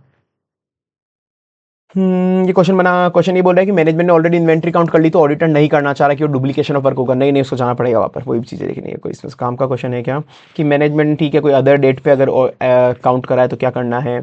यहाँ पर था कि जहाँ पर अपन ने इन्वेंट्री करी थी उसके यहाँ पे जीएसटी ऑफिस वगैरह का छापा वापा पड़ा हुआ था, तो इंटीग्रिटी वगैरह ऑब्जेक्टिविटी डाउट है उसके, ठीक है। साथ में एक बार फिजिकल काउंट हो रहा था, 29 मार्च को होने वाला था समथिंग, 31 मार्च को, पर 29 मार्च को वहां पर कोई सिविल प्रोटेस्ट हो गई उस जगह, तो वहां पर अपन जा नहीं पाए। एक महीने बाद सिविल प्रोटेस्ट खत्म हो गई, मतलब फिर जा सकते थे अपन, तो अपन क्या बोले, नहीं नहीं इम्प्रैक्टिकेबल है तो क्या हम जा ही नहीं सकते, नहीं भाई 1 महीने बाद खत्म हो गई थी सिविल प्रोटेस्ट तो तुमको जाना पड़ेगा, ये कोई इम्प्रैक्टिकेबिलिटी नहीं है। सर अपने पढ़ लिया इन्वेंट्री काउंट, वो क्या होना चाहिए, इन्वेंट्री काउंट एग्जिस्ट होनी चाहिए और उसकी कंडीशन अच्छी होनी चाहिए। अब पढ़ेंगे लिटिगेशन क्लेम की, मैनेजमेंट अपन से कोई भी लिटिगेशन क्लेम छुपाए ना, क्योंकि वो छुपा लेगी तो अपन को पता नहीं पड़ेगा उनके यहाँ पे कोई केस वेस भी चल रहा है। तो लिटिगेशन क्लेम का कंप्लीटनेस, लिटिगेशन क्लेम का कंप्लीट, मैंने क्या बोला था भाइयों बहनों, आई लव माई सेल्फ, मैं खुद को बड़ा प्यार करता हूँ, आई love myself, I love my self, मैं कभी भी लिटिगेशन क्लेम में नहीं फंसूंगा, लिटिगेशन क्लेम में कभी नहीं फंसूंगा। I love myself, I love myself, क्योंकि एक बार फंस गए तो जिंदगी बर्बाद हो जाती है। तो I love myself, I love myself. I से इंक्वायरी करूंगा मैनेजमेंट और other within the entity, other within the entity, जैसे इन हाउस लीगल काउंसिल से इंक्वायरी करूंगा, मैं क्या करूंगा, इंक्वायरी करूंगा मैनेजमेंट और in house in legal counsel अंदर के बंदों से inquiry. I love myself, L से लीगल एक्सपेंस अकाउंट को रिव्यू करूंगा कि कोई भी लीगल एक्सपेंस अकाउंट में खर्चे हैं, मतलब उनका कोई केस चल रहा है। आई लव माई सेल्फ, आई से इंक्वायरी करूंगा मैनेजमेंट और अंदर के बंदों से, आई से इंक्वायरी। एल से लीगल एक्सपेंस अकाउंट रिव्यू करा, एल से लीगल एक्सपेंस अकाउंट रिव्यू करा। माई सेल्फ, एम से minutes of meeting, minutes of meeting देखूंगा जो भी टीसीडब्ल्यूजी और एक्सटर्नल काउंसिल के बीच में मीटिंग्स हुई है, external council legal external legal council के बीच में, तो उसके मीटिंग्स देखूंगा। तो I love myself, I से इंक्वायरी करूंगा अंदर वाले बंदों से, मैनेजमेंट से। एल से लीगल एक्सपेंस अकाउंट देखूंगा, एम से मिनट्स ऑफ मीटिंग देखूंगा। Communicate entity external legal council में, एंटिटी के एक्सटर्नल लीगल काउंसिल को कम्युनिकेट करूंगा जब मुझे लगता है कि भाई जो ये है ना लिटिगेशन क्लेम, उसमें रोमम ज्यादा है, उसमें थोड़ी रोमम है। जब कोई रोमम एग्जिस्ट करती है तो मैं एंटिटी का जो एक्सटर्नल लीगल काउंसिल है, बाहर का काउंसिल, उससे कोऑर्डिनेट, उसको मैं बोलूंगा, उसको मैं लेटर भेजूंगा, उसको मैं लेटर भेजूंगा जनरली। तो मैं लेटर कैसे भेजता हूँ, दो ऑप्शन होते हैं, या तो जनरल इंक्वायरी का लेटर भेजता हूँ या फिर स्पेसिफिक इंक्वायरी का लेटर भेजता हूँ। तो जनरल इंक्वायरी या फिर specific inquiry. Sir general inquiry क्या होती है, देखो एक तो बात सुनना पहले, जो अपन लेटर, अपन जब कम्युनिकेट करेंगे बीइंग एन ऑडिटर, मुझे एक्सटर्नल लीगल काउंसिल बाहर वाले लॉयर से कम्युनिकेट करना है, तो मैं कभी भी खुद चला के कम्युनिकेट नहीं करूंगा, पहले एक बार मुझे मैनेजमेंट वो लेटर बना के देगा, मैनेजमेंट के लेटर हेड पे मैनेजमेंट बना के। फिर बात अलग है कि ऑडिटर ही उसे भेजेगा, ऑडिटर ही उसे भेजेगा और उसको बोलेंगे, लॉयर को बोलेंगे कि तू डायरेक्ट मेड से, मतलब ऑडिटर से ही कम्युनिकेट करेगा, ऑडिटर से कम्युनिकेट करेगा। तो प्रिपेयर मैनेजमेंट करेगा, भेजेगा ऑडिटर, और कम्युनिकेट भी डायरेक्टली जब सामने वाला लॉयर करेगा वो ऑडिटर से कम्युनिकेट करेगा।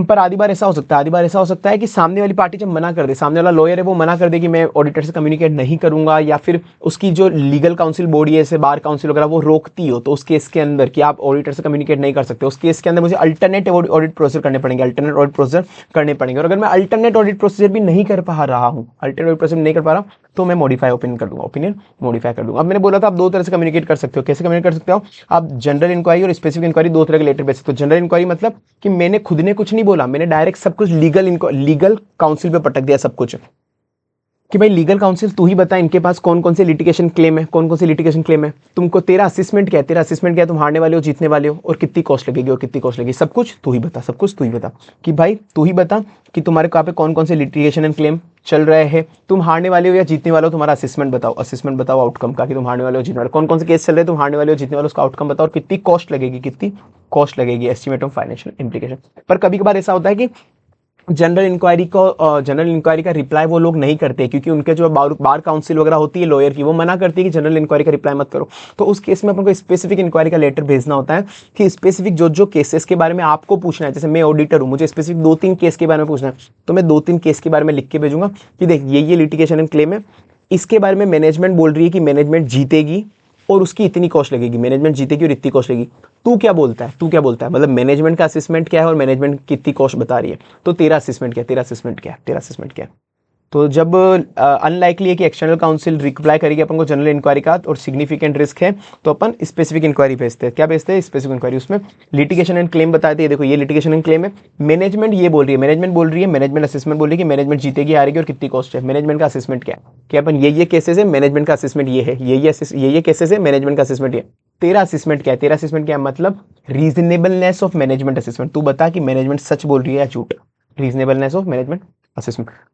कभी कभार लगता है कि नहीं यार इससे काम नहीं चलेगा, लेटर वेटर से मुझे उससे मिलना पड़ेगा, मुझे उससे मीटिंग करनी पड़ेगी, तो मैं उसके जाके मीटिंग कर सकता हूँ, मीटिंग करूंगा जब कोई भी कॉम्प्लेक्स और सिग्निफिकेंट केस हो, मतलब कॉम्प्लेक्स मैटर और सिग्निफिकेंट रिस्क हो, कॉम्प्लेक्स केस हो, या फिर जहां पर मैनेजमेंट कुछ अलग बोल रही है, मैनेजमेंट टीसीडब्ल्यूजी, और एक्सटर्नल लीगल काउंसिल कुछ अलग बोल रही है, एक्सटर्नल लीगल काउंसिल मतलब उनके बीच में कोई डिसएग्रीमेंट है, मैनेजमेंट एक्सटर्नल काउंसिल के बीच में, तो उससे मैं मीटिंग करूंगा उससे फिर लीगल काउंसिल से एक्सटर्नल वाली। तो कब कॉम्प्लेक्स या सिग्निफिकेंट केस, कॉम्प्लेक्स और सिग्निफिकेंट केस, कोई भी कॉम्प्लेक्स और सिग्निफिकेंट रिस्क है, साथ में कोई भी डिफरेंस है इनके बीच में, ठीक है, साथ में बस ये वही पॉइंट हो गया।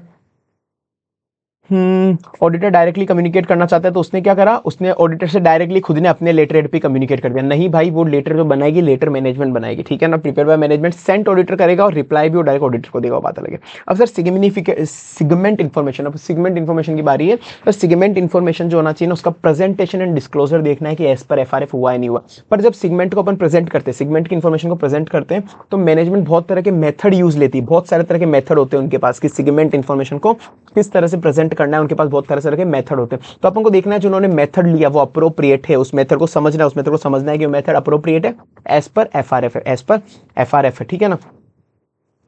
तो अपन को एज पर एफआरएफ क्या देखना है, अपन को यूए देखना है। यूए अंडरस्टैंड करना है कि मैनेजमेंट ने कौन सा मेथड यूज लिया है सिगमेंट इन्फॉर्मेशन के लिए। ए से एनालिटिकल प्रोसीजर लगाने, मतलब पिछले साल से कंपेयर करना है, पिछले साल से कंपेयर करना है कि पिछले साल एनालिटिकल पिछले साल किस तरह का उन्होंने कैसे उसको प्रेजेंट करा था सिगमेंट इन्फॉर्मेशन को, इस साल कैसे प्रेजेंट करा था, उसका एनालिटिकल प्रोसेस, उसका क्या हो गया एनालिटिकल प्रोसेस। यूए देखना अपन को, अंडरस्टैंडिंग एनालिटिकल प्रोसेस। यूए देखना understanding analytical process, understanding analytical process, understanding analytical process, understanding analytical process. UA देखना अपन को, यूए देखना।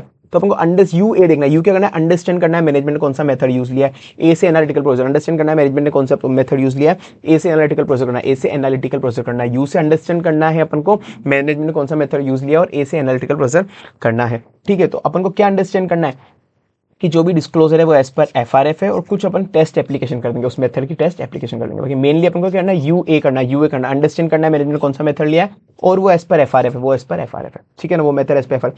ए यू से अंडरस्टैंडिंग होगी मेथड की, और ए से एनालिटिकल प्रोसेस करना है। अब देखो तुमको मैंने बताया था कि अब जैसे मैंने एक रिपोर्ट बताई थी तुमको कि एक्चुअल केस के अंदर ये केसी इंटरनेशनल लिमिटेड लिस्टेड कंपनी, तो ये अपनी सिगमेंट इन्फॉर्मेशन कैसे बनाती है, देखो सिगमेंट इन्फॉर्मेशन ये कैसे बनाती है, उसने पिछले साल की सिगमेंट इन्फॉर्मेशन ली और इस साल के लिए, इन दोनों को कंपेयर करा, इन दोनों को कंपेयर करा, तो पिछले साल के लिए इस साल के लिए कंपेयर करा।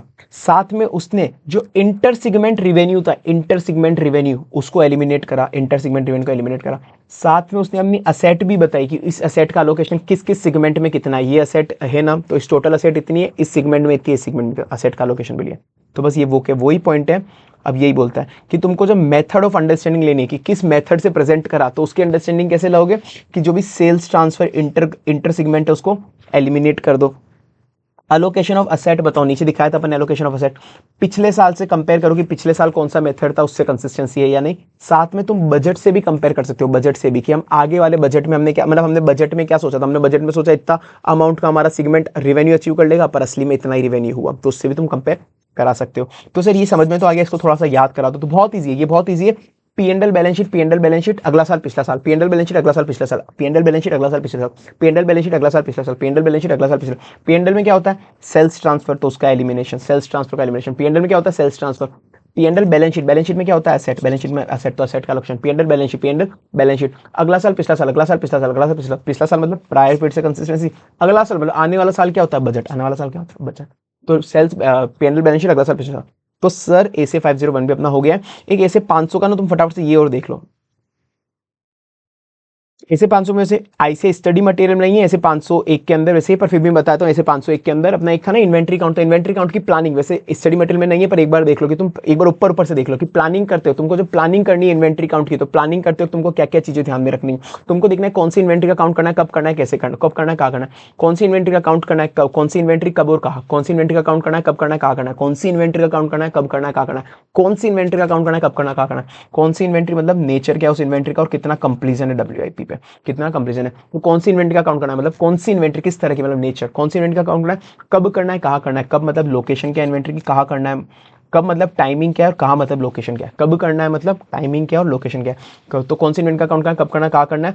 अगर ज्यादा रिस्क है तो कंट्रोल देखो, तो रिस्क और कंट्रोल देखो, इन्वेंट्री के रिस्क और कंट्रोल देखो, रोमम कितना, इंटरनल कंट्रोल कितना, ठीक है ना, बस काफी। एक बार अगर गलती से क्वेश्चन आ जाए, वैसे स्टडी मटेरियल में नहीं है, पर एक बार अपन पढ़ लेते हैं। फिर सर ऐसे 505 मैंने आपको बताया था एक्सटर्नल कंफर्मेशन, मैंने क्या बताया सर आपको, एक्सटर्नल कंफर्मेशन का फटाफट से एक मैराथन देख लेते हैं। एक्सटर्नल कंफर्मेशन मतलब किसी थर्ड पार्टी से रिटर्न में रिस्पांस लेना, किसी थर्ड पार्टी से अपन को रिटर्न में रिस्पांस लेना, एक तरह का एविडेंस होता है। तो अपन ऑडिट एविडेंस देते हैं, डायरेक्टली रिटर्न रिस्पांस लेते हैं ऑडिटर से थर्ड पार्टी से, डायरेक्टली मतलब वो जो रिस्पांस आएगा वो डायरेक्टली आएगा। मैनेजमेंट अपन को एक मैनेजमेंट ऑथोराइजेशन लेटर बना के देगी कि जब भी अपन कंफर्मेशन भेजेंगे, अपन अपने लेटर हेड पे कंफर्मेशन भेजेंगे, पर साथ में एक मैनेजमेंट का ऑथोराइजेशन लेटर चाहिए होगा कि हाँ भाई हम इनके ऑडिटर है, तो हमको रिप्लाई दे दो, हमको रिप्लाई दे दो। तो अपन अपने लेटर पे भेजेंगे, डायरेक्टली वो रिस्पांस अपने पास आएगा। ये नहीं कि पहले मैनेजमेंट के पास जाए, मैनेजमेंट अपन को देगी, ना ना ना ना, डायरेक्टली सामने वाला बंदा अपन को रिप्लाई देगा। फिर मैंने बोला था कब कब एक्सटर्नल कंफर्मेशन यूज ले सकते हैं, ये से 330 का पार्ट है, ये से 330 का पार्ट है।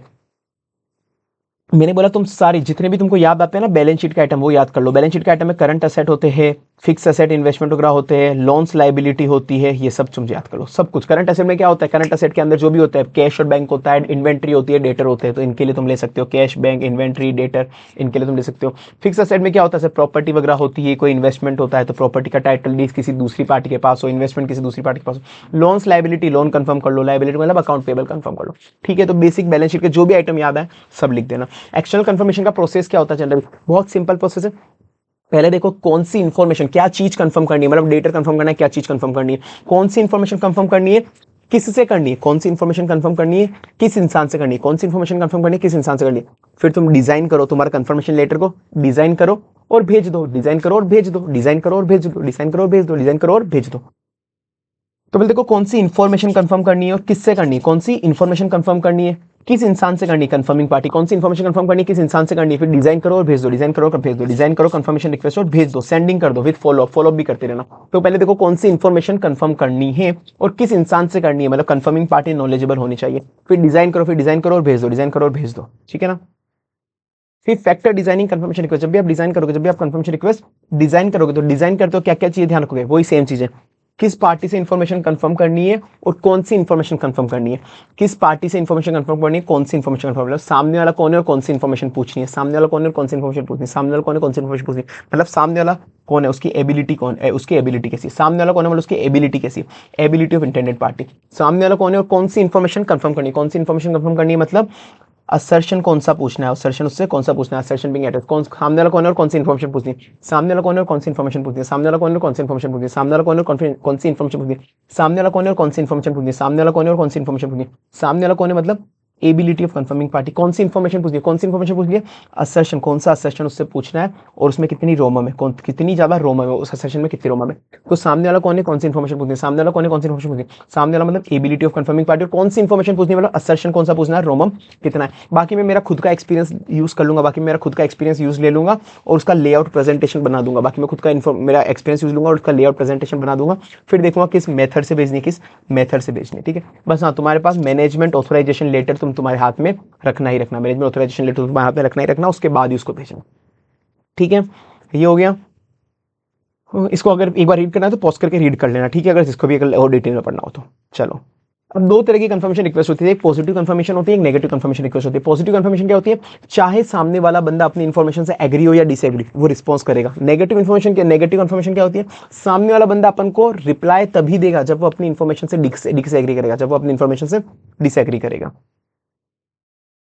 तो सर पॉजिटिव कंफर्मेशन के अंदर सामने वाला बंदा हर केस के अंदर रिप्लाई करता है, तो ये अपन को ज्यादा परसुएसिव मतलब ज्यादा रिलायबल होता है, ये चीज ज्यादा रिलायबल एविडेंस देती है, अपन को ज्यादा रिलायबल एविडेंस देती है, ठीक है ना। तो reply on order in all the cases, तो ये रिलायबल एविडेंस देती है। पर इसके अंदर एक रिस्क होता है कि सामने वाला ना बिना देखे अमाउंट को कंफर्म कर देगा, बिना देखे अमाउंट को कंफर्म कर देगा, जो अमाउंट अपन ने लिखा वो हाथ यूं ही बिना कुछ देखे अमाउंट को कंफर्म कर देगा। तो इसका एक ही रिस्क है। तो अपन इस रिस्क को कम कैसे कर सकते हैं, आप ब्लैंक कंफर्मेशन भेजो उसको, ब्लैंक कंफर्मेशन, कुछ अमाउंट वगैरह मत लिखो, उसी को बोलो कि तू अमाउंट लिख के दे, तो उसी को। पर जब अपन उसको ब्लैंक कंफर्मेशन भेजेंगे ना तो एक और रिस्क आ जाएगी कि वो शायद सामने वाला इतने एफर्ट डालेगा नहीं, वो इग्नोर कर देगा कि इतनी मेहनत कौन करेगा। तो ये देखो रिस्क होती है कि विदाउट वेरीफाइंग वो इन्फॉर्मेशन करेक्ट कर दे, तो इसलिए आप उसको अमाउंट मत स्टेट करो, उसको अमाउंट स्टेट मत दो। पर अगर आपने अमाउंट स्टेट नहीं करा, ब्लैंक कंफर्मेशन भेजा, तो उसकी लोअर रिस्पॉन्स रेट होगी, लोअर रिस्पॉन्स रेट होगी, ठीक है। अब सर साथ में होता है नेगेटिव कंफर्मेशन की, मतलब वो रिप्लाई कब करेगा, जब वो अपने इन्फॉर्मेशन से डिसएग्री होगा। तो भाई ये कंपैरेटिवली लेस परसुएसिव होता है, लेस परसुएसिव एविडेंस होता है कि वो जब उसने अपन को रिप्लाई नहीं करा तो अपन ये अज्यूम नहीं कर सकते, मतलब ये एक्सप्लिसिटली ये नहीं होता कि वो इन्फॉर्मेशन से एग्री कर रहा है, वो कहीं पे भी एक्सप्लिसिटली चला के नहीं बोल रहा कि वो अपनी इन्फॉर्मेशन से एग्री कर रहा है। तो नेगेटिव रिस्पॉन्स जो होता है ना, कि अगर उसने अपन को रिप्लाई नहीं करा तो it does not explicitly indicate कि अपनी इन्फॉर्मेशन को वो वेरीफाई कर रहा है, तो ये लेस परसुएसिव एविडेंस है। तो जनरली आपको नेगेटिव कंफर्मेशन यूज नहीं लेनी जब तक ये सारी चीजें प्रेजेंट ना हो। क्या चीजें प्रेजेंट ना हो, एच रेड, ये एक रेड फ्लैग है, ये एक रेड फ्लैग है, एच रेड। होमोजीनियस, सारे के सारे स्मॉल आइटम्स होमोजीनियस होने चाहिए, बहुत सारे large number of item homogeneous होने चाहिए, large number of item homogeneous होने चाहिए, तब आप भेज सकते हो। होमोजीनियस आइटम में बहुत सारे सब सेम तरह के आइटम है, तब भेज दो। एच रेड, 8 से रोमम कम हो, ई से एक्सेप्शन रेट कम हो, आर से रोमम कम हो, ई से एक्सेप्शन रेट कम हो, डी से वो अपन को डिसरिगार्ड ना करेगा, अपनी रिक्वेस्ट को डिसरिगार्ड नहीं करेगा, कि अपन कोई भी ऐसी कंडीशन नहीं जानते जहाँ पे recipient would disregard over request, recipient would disregard over request, ऐसा हम नहीं जानते, not aware of any circumstances. तो सर अपन एच रेट चेक करेंगे, अपन इसमें एच रेट चेक करेंगे, एच से होमोजीनियस की large number of population homogeneous होनी चाहिए, एच रेट सर आर से अपन ने कहा कि रोमम कम है, आर से रोमम कम है, ई से अपन एक्सेप्शन कम है, आर से रोमम कम है, ई से एक्सेप्शन कम है, आर से रोमम कम है, ई से एक्सेप्शन कम है, डी से डिसरिगार्ड नहीं करेगा, अपनी एक रिक्वेस्ट को डिसरिगार्ड नहीं करेगा। देखो जब अपन को एक ट्रेड पेबल का अपन ने नेगेटिव कंफर्मेशन भेजा, उसने अपन को रिप्लाई नहीं दिया, और वो ट्रेड पेबल बहुत पुराना था, ओल्ड आउटस्टैंडिंग थी, मतलब बहुत पुराना था, तो उसने रिप्लाई नहीं दिया। तो वो ये कि लेस पर्सुएसिव होता है, आप जब भी नेगेटिव यूज ले रहे हो तो फेलियर, अगर वो फेल है मतलब रिप्लाई नहीं आया, तो it does not explicitly indicate भी अपन को एक्यूरेट इन्फॉर्मेशन, ठीक है। तो अपन इसको और चेक कर सकते हैं कि सब्सिक्वेंट कैश डिसबर्समेंट देख लो और कोरस्पॉन्डेंस देख लो जो भी पार्टी के साथ सेल परचेज हुई है उससे, ठीक है। अब अगर मैनेजमेंट अपन को रिफ्यूज कर दे, मैनेजमेंट कहीं मना कर दे कि आपको कंफर्मेशन नहीं भेजनी, आपको कंफर्मेशन नहीं भेजनी है, तो अपन क्या करेंगे, अपन पहले उससे रीजन पूछेंगे कि क्या रीजन है हमको कंफर्मेशन नहीं भेजनी, क्या रीजन है, मतलब उसका रिलेवेंस एंड रीजनेबलनेस, मतलब उसकी validity and reasonable, validity and reasonable, उससे रीजन पूछेंगे कि तू क्यों मना कर रही है, और उसका अपनी ऑडिट पे क्या इंप्लीकेशन आएगा, अपनी ऑडिट पे क्या इंप्लीकेशन आएगा, अपनी ऑडिट पे क्या इंप्लीकेशन आएगा, अपन रोमम का असेसमेंट बढ़ा देंगे और अपना ऑडिट प्रोसेस चेंज करेंगे, रोमम का असेसमेंट बढ़ा देंगे अपन, साथ में अपने ऑडिट प्रोसेस बदलेंगे, ऑडिट के प्रोसेस बदलेंगे, रोमम का असेसमेंट बढ़ा देंगे और ऑडिट प्रोसेस बदलेंगे, रोमम का असेसमेंट बढ़ा देंगे और ऑडिट प्रोसेस बदलेंगे, ठीक है। तो सबसे पहले उससे रीजन पूछेंगे, उसी से रीजन पूछेंगे, उससे रीजन पूछेंगे, साथ में ऑडिट पे क्या इंप्लीकेशन, ऑडिट पे इंप्लीकेशन, और अपन कोई अल्टरनेट प्रोसेसर करके साई इकट्ठा करने की कोशिश करेंगे, अल्टरनेट प्रोसेसर करके साई इकट्ठा करने की कोशिश। पर अगर अल्टरनेट प्रोसेसर नहीं है प्लस अनरीजनेबल, वो अनरीजनेबल बात कर रहा है कोई, साथ में अल्टरनेट प्रोसेसर भी कोई नहीं है, तो अपन मॉडिफाई कर देंगे ओपिनियन। अगर कभी भी मुझे डाउट है कि सामने वाले ने मुझे रिप्लाई दिया है, उसमें डाउट है कि यार वो रिलायबल नहीं है, सामने वाले पे मुझे डाउट है कि यार वो जो जवाब दे रहा है वो रिलायबल नहीं है, तो मैं फर्दर एविडेंसेस लूंगा, फर्दर एविडेंस लूंगा उस डाउट को रिजोल्व करने के लिए, और मुझे पता पड़ गया कि वो रिलायबल नहीं है, मुझे पता पड़ गया कि वो रिलायबल नहीं है, तो मेरे रोमम का असेसमेंट बदलेगा, रोमम का असेसमेंट बदलेगा, साथ में एंटी ऑफ अदर प्रोसीजर, मतलब मेरे ऑडिट के प्रोसीजर बदलेंगे, रोमम का असेसमेंट बदलेगा कि रिस्क ज्यादा हो गया, मैं सोच कर चलूंगा, असेस करूंगा, साथ में ऑडिट प्रोसेसर का एंटी बदलूंगा। कभी सामने वाली पार्टी अगर मुझे रिप्लाई नहीं देगी तो मैं अल्टरनेट प्रोसेसर करूंगा, और अगर अल्टरनेट प्रोसेसर पॉसिबल नहीं है तो मैं मॉडिफाई कर दूंगा ओपिनियन, ठीक है। तो अल्टरनेट प्रोसेसर क्या होते हैं, डेटर के केस के अंदर मैं चेक कर सकता हूँ कि डेटर एग्जिस्ट करता है नहीं करता, सेल्स बिल चेक कर लूंगा, बाद में उसने मुझे कुछ पैसा दिया होगा तो रिसिप्ट चेक कर लूंगा, ये सब। क्रेडिटर के केस के अंदर भी मैं उसको कोई पेमेंट दिया होगा तो पेमेंट चेक कर लूंगा, परचेज इनवॉइस का चेक कर लूंगा। को जनरली रिलायबल कब नहीं होता कि वो अपन उसको कंफर्मेशन को रिलायबल कब नहीं मानेंगे, जब वो किसी दूसरी पार्टी से आई हो, मैंने मंगाई किसी और से थी और दूसरी पार्टी से आई हो, अदर देन इंटेंडेड पार्टी से आई हो, या फिर वो अपन को डायरेक्टली अपने पास नहीं आई हो, पहले उसने मैनेजमेंट को भेजा फिर अपन को भेजा। तो यहाँ पर एक क्वेश्चन था, अगर तुमको याद हो तो एक बार देखना, वरना तुम रीड कर लेना पॉज करके, कि 30 क्रिएटर थे, अपन ने उनसे कंफर्मेशन मंगाया और एक वीक के अंदर कंफर्मेशन भी आ गया, बाद में पता पड़ा कि 25 का रजिस्ट्रेशन कैंसिल हो गया, तो इसके अंदर रिलायबिलिटी पे डाउट आएगा कि मैनेजमेंट ने बोगस पार्टीज क्रिएट करी थी केवल अपन को कंफर्मेशन रिप्लाई करने के लिए, ठीक है ना। यहाँ पे कहीं ना कहीं अपन को डाउट रहेगा, तो अपन को ये डाउट रहेगा कि ये अपन को ओरिजिनली जिन पार्टी से मंगाई थी अपन ने उससे नहीं आई, तो ये fraud risk factor, fraud risk factor है, मतलब रिलायबिलिटी का डाउट है तो असेसमेंट आपको चेक करना पड़ेगा, असेसमेंट ऑफ रोमम आपको बदलना पड़ेगा, साथ में ऑडिट प्रोसेस भी चेंज करने पड़ेंगे। फिर सर अपना ऐसे 510 का फटाफट से एक अपन रिवाइज मार लेते हैं, मतलब मैराथन ले लेते हैं 510 से। इनिशियल ऑडिट एंगेजमेंट जो होता है opening balance, sir opening initial audit engagement क्या होता है, या तो पिछली बार मेरी फर्म नहीं थी, जिसने ऑडिट करी वो मेरी फर्म नहीं थी, पहला केस ये, या फिर पिछले साल के अकाउंट से अनऑडिटेड थे, पिछले साल के अकाउंट से अनऑडिटेड। तो सर मुझे क्या देखना होता है, मुझे ना सर ये चीज देखनी होती है, मुझे दो चीज देखनी है ओपनिंग बैलेंस के लिए। ओपनिंग बैलेंस के लिए क्या देखनी है कि ओपनिंग बैलेंस जो है ना, ओपनिंग बैलेंस बिल्कुल करेक्टली पिछली बार का जो क्लोजिंग बैलेंस था, पिछली साल का जो क्लोजिंग बैलेंस था वो करेक्टली ब्राउट फॉरवर्ड हो गया हो, इस साल का पिछले साल का closing balance correctly brought forward हो गया, और उसमें कोई भी मिस स्टेटमेंट ना, उसमें कोई भी मिस स्टेटमेंट ना। ओपनिंग बैलेंस में दो चीजें। फिर साथ में मुझे अकाउंटिंग पॉलिसी देखनी है, अकाउंटिंग पॉलिसी जो है ना पिछले साल से बिल्कुल कंसिस्टेंट हो, पिछले साल से बिल्कुल कंसिस्टेंट अकाउंटिंग पॉलिसी हो। अगर कोई भी चेंज है, अगर कोई भी अकाउंटिंग पॉलिसी में चेंज है तो वो डिस्क्लोज करो, वो डिस्क्लोज कर दो, वो अप्रोप्रिएटली डिस्क्लोज करो,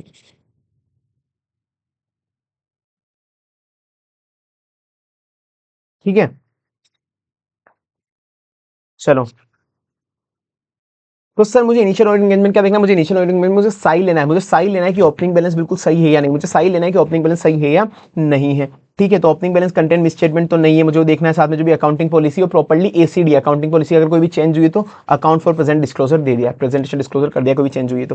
प्रीडिसेसर ऑडिटर मतलब जो पिछली बार अपनी फर्म नहीं थी, कोई दूसरा फर्म थी, इनिशियल ऑडिट एंगेजमेंट क्या होता है कि पिछली बार या तो ऑडिटेड नहीं थी या फिर किसी दूसरे ऑडिटर ने ऑडिट करी थी। अगर एफएस, ये वाले पॉइंट को तुम एक बार फटाफट देख लो, पर इसका मास्टर आंसर मैं नीचे पढ़ाऊंगा। एक बार इस वाले 2 पॉइंट को तुम फटाफट देख लो, इसका मैं नीचे वापस से पढ़ाऊंगा, टेंशन ना लो। एफएस अगर दूसरी पार्टी ने ऑडिट करा था, तो अगर दूसरी पार्टी ने, अगर कोई दूसरे बंदे ने ऑडिट करा था पिछले साल, तो मैं उस पर रिलाई कर सकता हूँ। मैं क्या करूंगा, पिछले साल का एफएस लेके पढ़ूंगा, पिछले साल का एफएस लेके पढ़ूंगा और मैं रिलाई कर सकता हूँ। तो मुझे साई तो लेना ही लेना है ओपनिंग बैलेंस पे, तो मैं ना पिछले साल का ऑडिटेड एफएस लेके, उसकी कॉपी लेके उस पर पढ़ूंगा और मैं उस पर रिलाई कर सकता हूँ। पिछले साल के एफएस पे मैं रिलाई कर सकता हूँ जब तक मुझे कोई स्पेसिफिकली डाउट ना आ जाए, जब तक मुझे कोई स्पेसिफिकली डाउट नहीं आ जाए कि कोई गलती एग्जिस्ट करती है, एक्सेप्ट जब मुझे लगेगी पॉसिबिलिटी ऑफ मिसस्टेटमेंट एग्जिस्ट करती है, ठीक है ना। और जब मुझे पहली बार एफएस को ऑडिट कर रहा हूं, पहली बार एफएस को ऑडिट कर रहा हूं, तब भी मुझे साई लेना ही पड़ेगा ओपनिंग बैलेंसेस पे, ठीक है ना। अभी मैं नीचे बताऊंगा इसको कैसे करना, ये वाला ड्राफ्ट, मेरे दोनों का सेम ही आंसर होगा, जनरली दोनों का सेम ही आंसर कोई बताता हूं। ड्राफ्टिंग ऑडिट रिपोर्ट, अब ड्राफ्टिंग ऑडिट रिपोर्ट बहुत सिंपल है। जब तुम साई ले ही नहीं पाए, साई तुमको मिले ही नहीं कि ओपनिंग बैलेंस सही है या गलत है, तुमको साई मिले नहीं, तो जब साई नहीं मिलते तो अपन क्या करते हैं,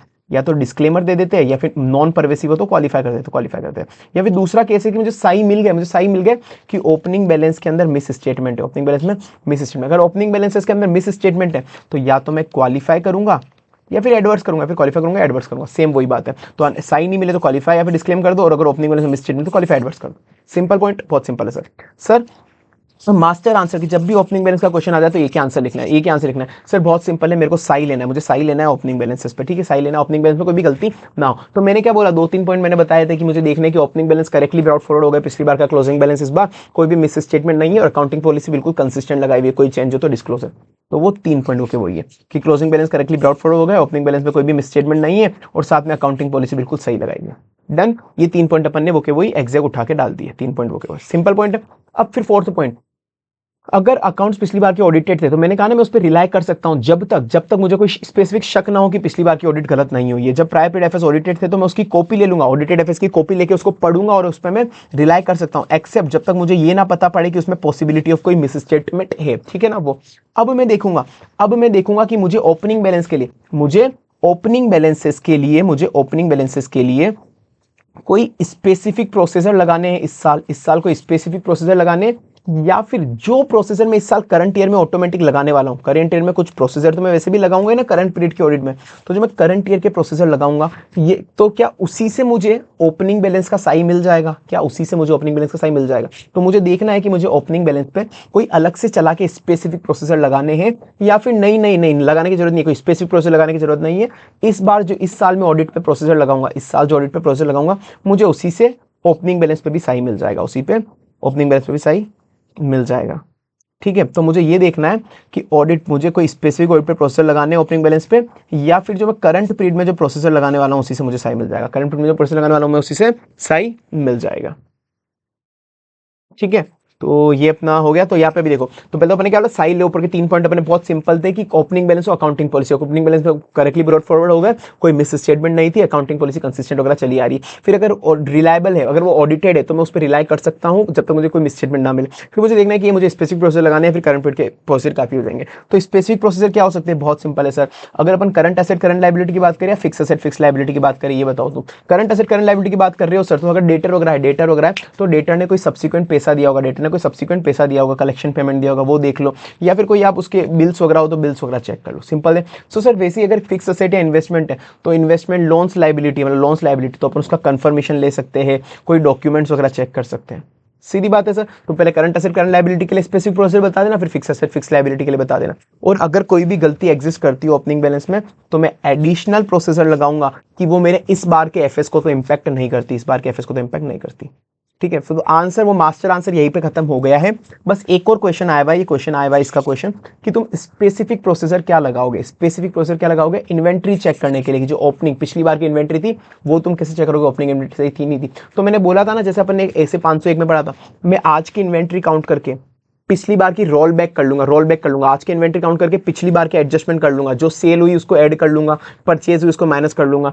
तो मैं आज की इन्वेंट्री काउंट करूंगा, लेट से आज चल रहा है 31 मई, ठीक है। इन्वेंट्री काम हुई थी 31 मार्च को हुई थी, तो मैं यहाँ पर इन्वेंट्री काउंट करके पिछली तक पहुंच जाऊंगा, धीरे धीरे एडजस्ट करके कि सेल ऐड कर लूंगा, परचेज ऐड करूंगा। तो मैं यहाँ पे काउंट करके उसकी क्वांटिटी एडजस्ट कर लूंगा, क्वांटिटी एडजस्ट कर लूंगा। साथ में तो एक तो मैं क्वांटिटी पे चेक कर सकता हूँ, उसकी मैं ओपनिंग क्वांटिटी रिकंसाइल कर सकता हूँ, observe the current physical inventory में अभी की फिजिकल इन्वेंट्री के ओपनिंग क्वांटिटी पे पहुंच जाऊंगा, ठीक है। तो क्वांटिटी चेक कर लूंगा, साथ में ओपनिंग इन्वेंट्री का वैल्यूएशन भी देख लूंगा, ओपनिंग इन्वेंट्री का वैल्यूएशन भी देख लूंगा, ओपनिंग इन्वेंट्री का वैल्यूएशन भी चेक कर लूंगा, ओपनिंग इन्वेंट्री का वैल्यूएशन भी चेक कर लूंगा, ओपनिंग इन्वेंट्री का वैल्यूएशन भी चेक कर लूंगा। तो ओपनिंग इन्वेंट्री की क्वांटिटी चेक कर लिए, ओपनिंग इन्वेंट्री का वैल्यूएशन देख लिया, quantity value quantity value quantity value, simple है, क्वांटिटी भी चेक करनी, वैल्यू भी चेक करनी, क्वांटिटी चेक करनी, वैल्यू भी चेक करनी। साथ में मैं ग्रॉस प्रॉफिट भी देख लूंगा, ग्रॉस प्रॉफिट भी चेक कर लूंगा, ग्रॉस प्रॉफिट भी। तो क्वांटिटी वैल्यू और gross profit, quantity value gross profit, quantity value gross profit. तो अब ये जितने भी क्वेश्चन आए हुए कि ओपनिंग बैलेंस मिस स्टेटमेंट से फ्री हो, सब पे मास्टर आंसर लिख देना तुम्हारा, जो ऊपर मैंने मास्टर आंसर पढ़ाया था, ठीक है। तो यहाँ पे देखो डेटर था कोई, ओपनिंग बैलेंस पिछली बार का अकाउंट किसी दूसरे प्रीडिसेसर ने ऑडिट करा था, तो जैक ने कोई एविडेंस लिया ही नहीं, बस उसने मैनेजमेंट से रिटर्न रिप्रेजेंटेशन ले ली, तो गलत कर दिया। ओपनिंग एविडेंस उसको लेना था, ओपनिंग बैलेंसेस पे मास्टर आंसर लिख देना, वो गिल्टी होगा, केवल रिटर्न रिप्रेजेंटेशन से काम नहीं चलेगा। और ये रहा कि ओपनिंग इन्वेंटरी तुम कैसे चेक करोगे, जो अभी जस्ट पढ़ा, क्वांटिटी वैल्यू और ग्रॉस प्रॉफिट। सर अब अपन आगे ऑडिट सैंपलिंग पे। Audit sampling, sir audit sampling ऐसे 530 का फटाफट से मैराथन करते हैं। ऑडिटर 100% आइटम कभी भी चेक नहीं कर सकता, सीधी बात है। तो उसको ना लेस देन 100% आइटम पे, वो लेस देन 100% आइटम मतलब कुछ सैंपल पे अपना ऑडिट प्रोसेस लगाता है, सैंपल पे अपना ऑडिट प्रोसेस लगाता है ताकि वो पॉपुलेशन पे कंक्लूजन दे सके, ताकि वो पॉपुलेशन पे कंक्लूजन दे सके। तो वो लेस देन 100% आइटम पे पॉपुलेशन लगाता है ताकि वो कंक्लूजन किस पे दे सके, कंक्लूजन पॉपुलेशन पे दे सके। और वो आइटम पे ध्यान रखना, जो भी तुम आइटम सेलेक्ट कर रहे हो, जो भी सैंपल सेलेक्ट कर रहे हो, सबकी इक्वल चांस ऑफ सिलेक्शन हो और वो पॉपुलेशन को रिप्रेजेंट करे, पॉपुलेशन को रिप्रेजेंट करे। सर टोलरेबल मिस स्टेटमेंट क्या होती है, कुछ गलतियां जिस हद तक मैं सह सकता हूं, जिस हद तक मैं सह सकता हूं कि अगर गलती कोई भी मिस स्टेटमेंट है तो इतना मेरा टोलरेबल लेवल है, इतना मेरा टोलरेबल लेवल है, वो गलती इससे ऊपर नहीं जानी चाहिए, इससे ऊपर नहीं जानी चाहिए, वो टोलरेबल लेवल की गलती नीचे रहनी चाहिए, गलती नीचे ही रहनी चाहिए। तो वो टोलरेबल मिस स्टेटमेंट कोई भी मॉनेटरी अमाउंट में सेट करा कि यहां तक तो मैं ठीक है, यहां तक तो मैं ठीक हूं, एक्चुअल मिस स्टेटमेंट उससे एक्सीड नहीं होनी चाहिए। तो मिस स्टेटमेंट और डेविएशन कब कहेंगे, मिस स्टेटमेंट कहते हैं टीओडी के केस के अंदर, टेस्ट ऑफ डिटेल, और डेविएशन कब कहेंगे, जब टेस्ट ऑफ कंट्रोल कर रहे हो कि कितने हद तक का डेविएशन अपन सह सकते हैं। तो सर कौन कौन से फैक्टर सैंपल साइज को इन्फ्लुएंस करेंगे कि कितने ज्यादा सैंपल्स लेने, कितने कम सैंपल लेने।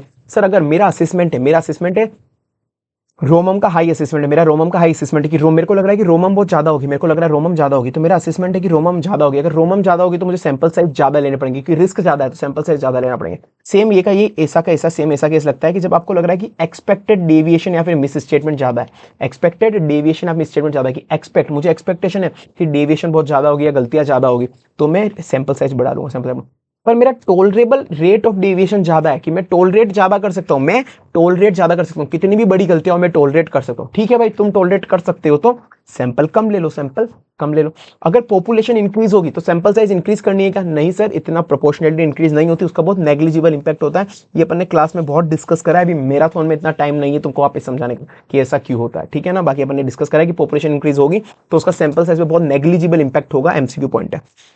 सर दो तरह की अप्रोच क्या होती है सैंपलिंग की, मैंने बोला था सर, एक होती है स्टैटिस्टिकल, एक होती है नॉन स्टैटिस्टिकल, कि आपको सैंपल का कितना सिलेक्शन करना है, मतलब कितनी साइज रखनी है और किस तरह से सेलेक्ट करना है। सैंपल साइज और सैंपल सिलेक्शन, सैंपल साइज और सैंपल सिलेक्शन के लिए दो तरह के लिए होता है, इस तो स्टैटिस्टिकल एक नॉन स्टैटिस्टिकल। स्टैटिस्टिकल के लिए मैंने तुमको बोला था आरपीएस, आरपीएस क्या बोला था सर मैंने, आरपीएस सर मैंने बोला था आरपीएस, आर से रैंडम सिलेक्शन करना है, रैंडम सिलेक्शन करना है, पी से प्रोबेबिलिटी थ्योरी यूज होती है, पी से प्रोबेबिलिटी थ्योरी होती है, एस से सैंपलिंग रिस्क अपन कैलकुलेट कर सकते हैं, एस से सैंपलिंग रिस्क कैलकुलेट कर सकते हैं, आर से रैंडम सिलेक्शन करना है, पी से प्रोबेबिलिटी थ्योरी यूज होती है, एस से सैंपलिंग रिस्क हम कैलकुलेट कर सकते हैं। आर से रैंडम सिलेक्शन होता है, पी से प्रोबेबिलिटी थ्योरी यूज होती है, मतलब कोई किसी भी रैंडम सिलेक्शन करना, किसी को भी प्रोबेबिलिटी थ्योरी यूज लेके, प्रोबेबिलिटी थ्योरी यूज लेके, मतलब मैक्स को यूज लेके, प्रोबेबिलिटी थ्योरी यूज लेके, S R P S, R से रैंडम सिलेक्शन, पी से प्रोबेबिलिटी थ्योरी, एस से सैंपलिंग रिस्क कैलकुलेट कर सकते हैं। तो मतलब ये बहुत ज्यादा साइंटिफिक मेथड है जिसमें प्रोबेबिलिटी वगैरह यूज लेते हैं, प्रोबेबिलिटी यूज लेते हैं। जनरली कब यूज लेते हैं, जब large number of homogeneous item हो, तो ये बहुत ज्यादा साइंटिफिक मेथड है जिसमें प्रोबेबिलिटी वगैरह यूज लेते हैं, जब large number of similar item हो तब अपन यूज लेते हैं। तो सर नॉन स्टैटिस्टिकल क्या होता है,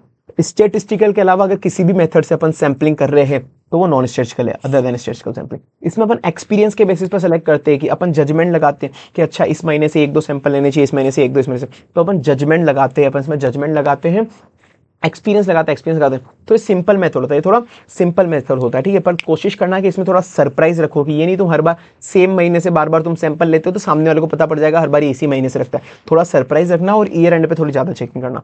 तो ये एक्सपीरियंस होता है, सिंपल होता है एक्सपीरियंस, बंदा अपना एक्सपीरियंस लगाता है, ऑडिटर अपना एक्सपीरियंस लगाता है कि किस जगह से उसको कितने सैंपल लेने हैं। सिंपल मेथड होता है पर थोड़ा सरप्राइज रखना और ईयर एंड पे थोड़े ज्यादा मेथड लगाना।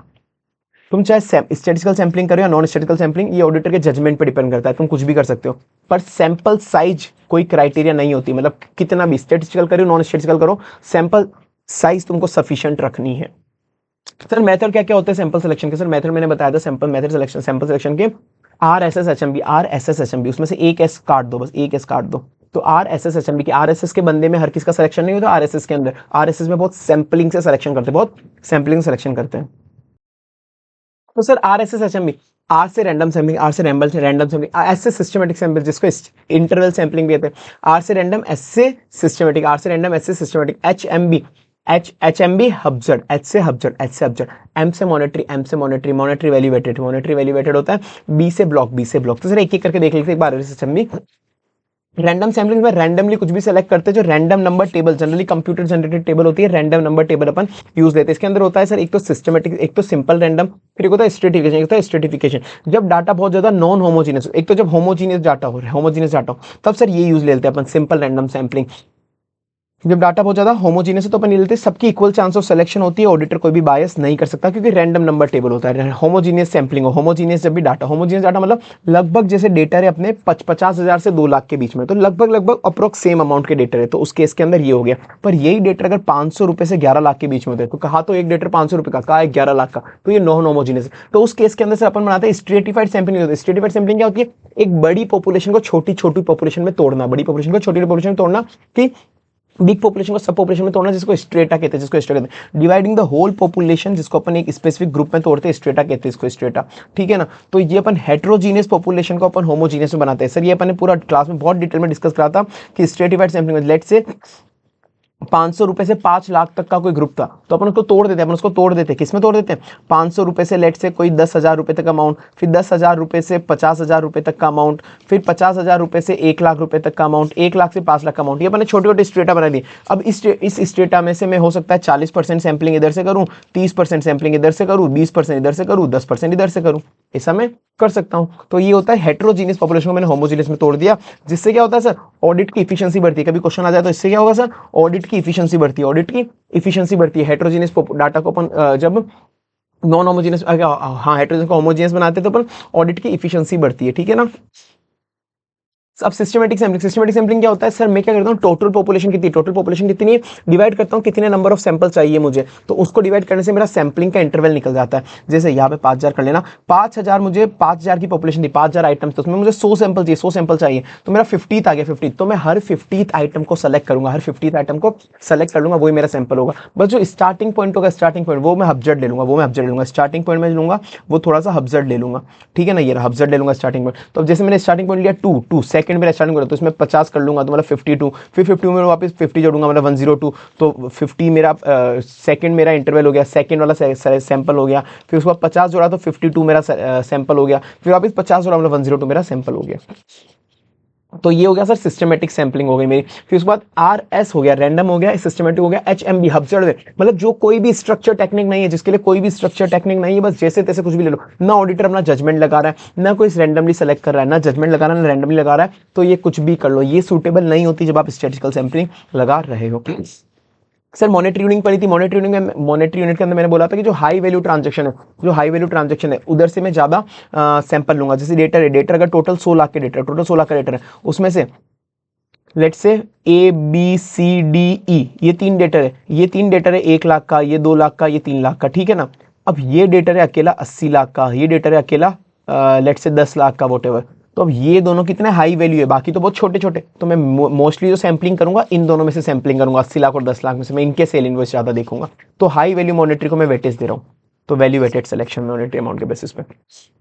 ब्लॉक सैंपलिंग से मैंने कहा कि टोटल ब्लॉक एक साथ लेंगे, मुझे 50 सैंपल लेने, तो मैंने कोई भी कंटिन्यूअसली 50 सैंपल ले लिए, 1 से लेके 50 ले लिए, 20 से लेके 70 ले लिए, ऐसा कोई भी कंटिन्यूअसली पूरा का पूरा ब्लॉक ले लिया कि 50 सैंपल का, कि अगर ये बहुत सारे सैंपल है, ये, तो इसमें से मैं कोई भी सेलेक्ट कर लूँ। लेट से मुझे 3 सैंपल लेने, मैं ये 3 सैंपल ले लिए, या फिर ये कंटिन्यूस 3 सैंपल ले लिए, ये 3 कंटिन्यूस, मतलब या फिर ये 3 कंटिन्यूस, मतलब कोई भी कंटिन्यूसली मैंने जितने भी सैंपल लेने कंटिन्यूस वो के वही ले लिए, कंटिन्यूस पूरा ब्लॉक मैंने वो का वही सैंपल का सेलेक्ट कर लिया। तो continuous item with in population में लेता हूं, तो जनरली ये अपन यूज नहीं करते क्योंकि सिमिलर कैरेक्टरिस्टिक के आइटम अपन को मिल जाएंगे अगर ये यूज लिया तो।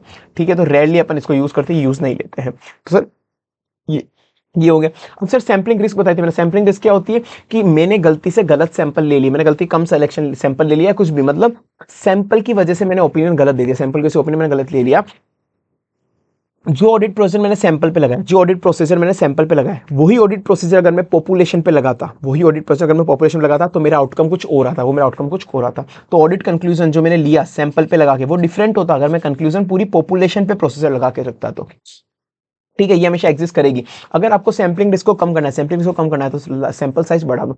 एक और होता है non sampling risk. Non sampling risk क्या, other than sampling risk, that is non sampling risk, जहां आपने इरोनियस कंक्लूजन दिया not related to sampling risk, क्या आपने गलत ऑडिट प्रोसेस लगा दिए, या फिर उसको इवेल्युएट गलत कर लिया, या ह्यूमन एरर हो गया, ह्यूमन एरर हो गया, या आपने जो रिजल्ट आया, मतलब ऑडिट प्रोसेस सही लगाए थे, सैंपल सही निकाले थे, बस जो रिजल्ट आया ना, वो रिजल्ट आपने गलत मिस इंटरप्रेट कर लिया। तो सर सैम्पलिंग रिस्क के अंदर भी दो तरह की रिस्क होती है, एक तो होती है ओवर रिलायंस रिस्क, एक होती है under Reliance risk. Over rely, मैं ज्यादा रिलाय कर रहा हूं, मैं बोल रहा हूं कि इंटरनल कंट्रोल अच्छे है, मैं क्या बोल रहा हूं, इंटरनल कंट्रोल बहुत अच्छे है, या फिर मैं बोल रहा हूं मिस स्टेटमेंट एग्जिस्ट नहीं करती, नहीं करती, पर असली में इंटरनल कंट्रोल खराब है, गलती एग्जिस्ट करती है, मतलब इंटरनल कंट्रोल खराब है, गलती एग्जिस्ट करती है, फिर भी मैं जबरदस्ती का रिलाय कर रहा हूं। टीओसी में, टीओसी और टीओडी, टीओडी में मैं बोल रहा हूं कि एमएमएस एग्जिस्ट नहीं करती पर असली में वो करती है, टीओसी में बोल रहा हूं कि कंट्रोल इफेक्टिव है पर वो असली में कंट्रोल खराब है। ठीक है ना, तो इसकी वजह से मेरा इनअप्रोप्रिएट ओपिनियन आ जाएगा और ऑडिट की इफेक्टिवनेस खराब हो जाएगी, इफेक्टिवनेस खराब हो जाएगी। टीओसी टीओडी अंडर रिलायंस के केस में क्या, कि मैं रिलाय कम कर रहा हूं, असली में वो कंट्रोल अच्छे है, गलती एग्जिस्ट नहीं करती, पर मैं बोल रहा हूं नहीं नहीं खराब है, नहीं नहीं खराब है, तो मैं ज्यादा चेकिंग कर रहा हूं। इससे गलत ओपिनियन तो नहीं दूंगा, गलत ओपिनियन तो नहीं दूंगा मैं, पर मेरी ऑडिट की इफिशिएंसी खराब हो जाएगी, क्योंकि मैं एडिशनल काम करना पड़ रहा है, एडिशनल काम करूंगा तो ऑडिट की इफिशिएंसी खराब हो जाएगी। तो सर सैम्पलिंग का प्रोसेस, सैम्पलिंग का प्रोसेस क्या होता है सर, एसएसडी अपने पढ़ा हुआ है सर, एसएसडी मेन ध्यान रखना अपन को इसमें, सैम्पलिंग प्रोसेस में SSD, SSD sample size selection और design, sample size selection design, sample size selection design, sample size selection design, size selection design. Size कितनी होनी चाहिए, कितनी ज्यादा सैंपल होनी चाहिए, सैंपल साइज सफिशिएंट होनी चाहिए, सैंपल साइज सफिशिएंट होनी चाहिए जिससे अपनी सैंपल रिस्क कम हो जाए, सैंपल साइज सफिशिएंट होनी चाहिए। सिलेक्शन, सैंपल का सिलेक्शन कैसे करना है, कि सबको सबका सेलेक्ट होने का चांस हो, सबका सेलेक्ट होने का चांस हो और वो पूरी पॉपुलेशन को रिप्रेजेंट करे, सबका सेलेक्ट होने का चांस हो और पूरी पॉपुलेशन को सेलेक्ट करे। तो एसएसडी साइज सफिशिएंट होनी चाहिए, सैंपल साइज सिलेक्शन, सिलेक्शन सबका चांस होना चाहिए, पॉपुलेशन को रिप्रेजेंट करे। डिजाइन, डिजाइन सैंपलिंग की डिजाइन कैसे करनी है, कि अपने ऑडिट का पर्पस क्या, अपनी ऑडिट का पर्पस क्या, ऑडिट प्रोसीजर का, तो पर्पस के हिसाब से हमेशा डिजाइन डिसाइड होती है। तो अपन ने पढ़ा था, दोनों के दोनों पॉइंट पढ़े हुए, एक तो स्ट्रेटिफिकेशन आप कर सकते हो डिजाइनिंग के लिए, एक वैल्यू वेटेड सिलेक्शन, दोनों पॉइंट पढ़े हुए, स्ट्रेटिफिकेशन और वैल्यू वेटेड सिलेक्शन। कि स्ट्रेटिफिकेशन पॉपुलेशन को सब पॉपुलेशन में तोड़ना, सेपरेट पॉपुलेशन मानते हैं हर एक स्ट्रेटा को, ठीक है, फिर हर एक स्ट्रेटा में से सैंपल निकालना, ये एक स्ट्रेटा हो गया, ये एक स्ट्रेटा हो गया, ये एक स्ट्रेटा हो गया। कभी भी अगर आपको रिस्क को प्रोजेक्ट करना होता है, रिस्क को प्रोजेक्ट करना होता है, तो रिस्क को प्रोजेक्ट करने के लिए एनोमली अपन को काउंट नहीं करनी होती है, अपन इतना डिटेल में नहीं जाएंगे जितना क्लास में लिया था, वो चलो नीचे आ जाएंगे अपन। वैल्यूएटेड सिलेक्शन, वैल्यूएटेड सिलेक्शन, एक तो अपन स्ट्रेटिफिकेशन पढ़े, एक वैल्यूएटेड सिलेक्शन, वही हाई वैल्यू वाले आइटम को, ईच इंडिविजुअल यूनिट को अपन को ज्यादा ध्यान में देना है। तो टीओडी लगाते हैं जब, तो अपन जो इंडिविजुअल मॉनेटरी आइटम है पॉपुलेशन को बना रही है, तो अपन लार्जर वैल्यू आइटम पे अपन ज्यादा डायरेक्ट करेंगे अपन अपना एफर्ट। ऑडिट प्रोसीजर क्या होगा सर अपन के इसके अंदर, अपन सबसे पहले जो भी आइटम अपन ने सेलेक्ट करे, जो भी आइटम अपन ने सेलेक्ट करे उस पर ऑडिट प्रोसीजर लगाएंगे, उस पर ऑडिट प्रोसीजर लगाएंगे। अगर उस पर नहीं लगा पा रहे, उस पर नहीं लगा पा रहे तो उसको रिप्लेस करेंगे, उसको रिप्लेस करेंगे। और उस रिप्लेस्ड आइटम पे भी नहीं लगा पा रहे, मतलब वो गलती है, मतलब वो गलती है। तो सबसे पहले अपन ऑडिट प्रोसीजर लगाएंगे हर सेलेक्टेड आइटम पे, अगर उस पर नहीं लगा पा रहे तो अपन आइटम रिप्लेस करेंगे। रिप्लेस वाले पे भी अपन नहीं लगा पा रहे, unable to apply design audit procedure, तो उस केस में वो गलती है, उसको अपन ट्रीट कर लेंगे कि वो मिस स्टेटमेंट या डेविएशन, मतलब वो गलती है। तो sir nature cause of deviation, कि कोई भी गलती मिली अपन को, कोई भी गलती मिली तो गलती को इवेल्यूएट करते हो, आपको गलती इवेल्यूएट करते हो, वो क्वालिटेटिव क्वांटिटेटिव फैक्टर दोनों ध्यान में रखने की, माना चाहे गलती की क्वांटिटी कम हो, क्वांटिटी कम हो, पर वो फ्रॉड था, वो फ्रॉड था, तो वो गलती बड़ी ही कहलाएगी। तो क्वालिटेटिव क्वांटिटेटिव फैक्टर दोनों ध्यान में रखने।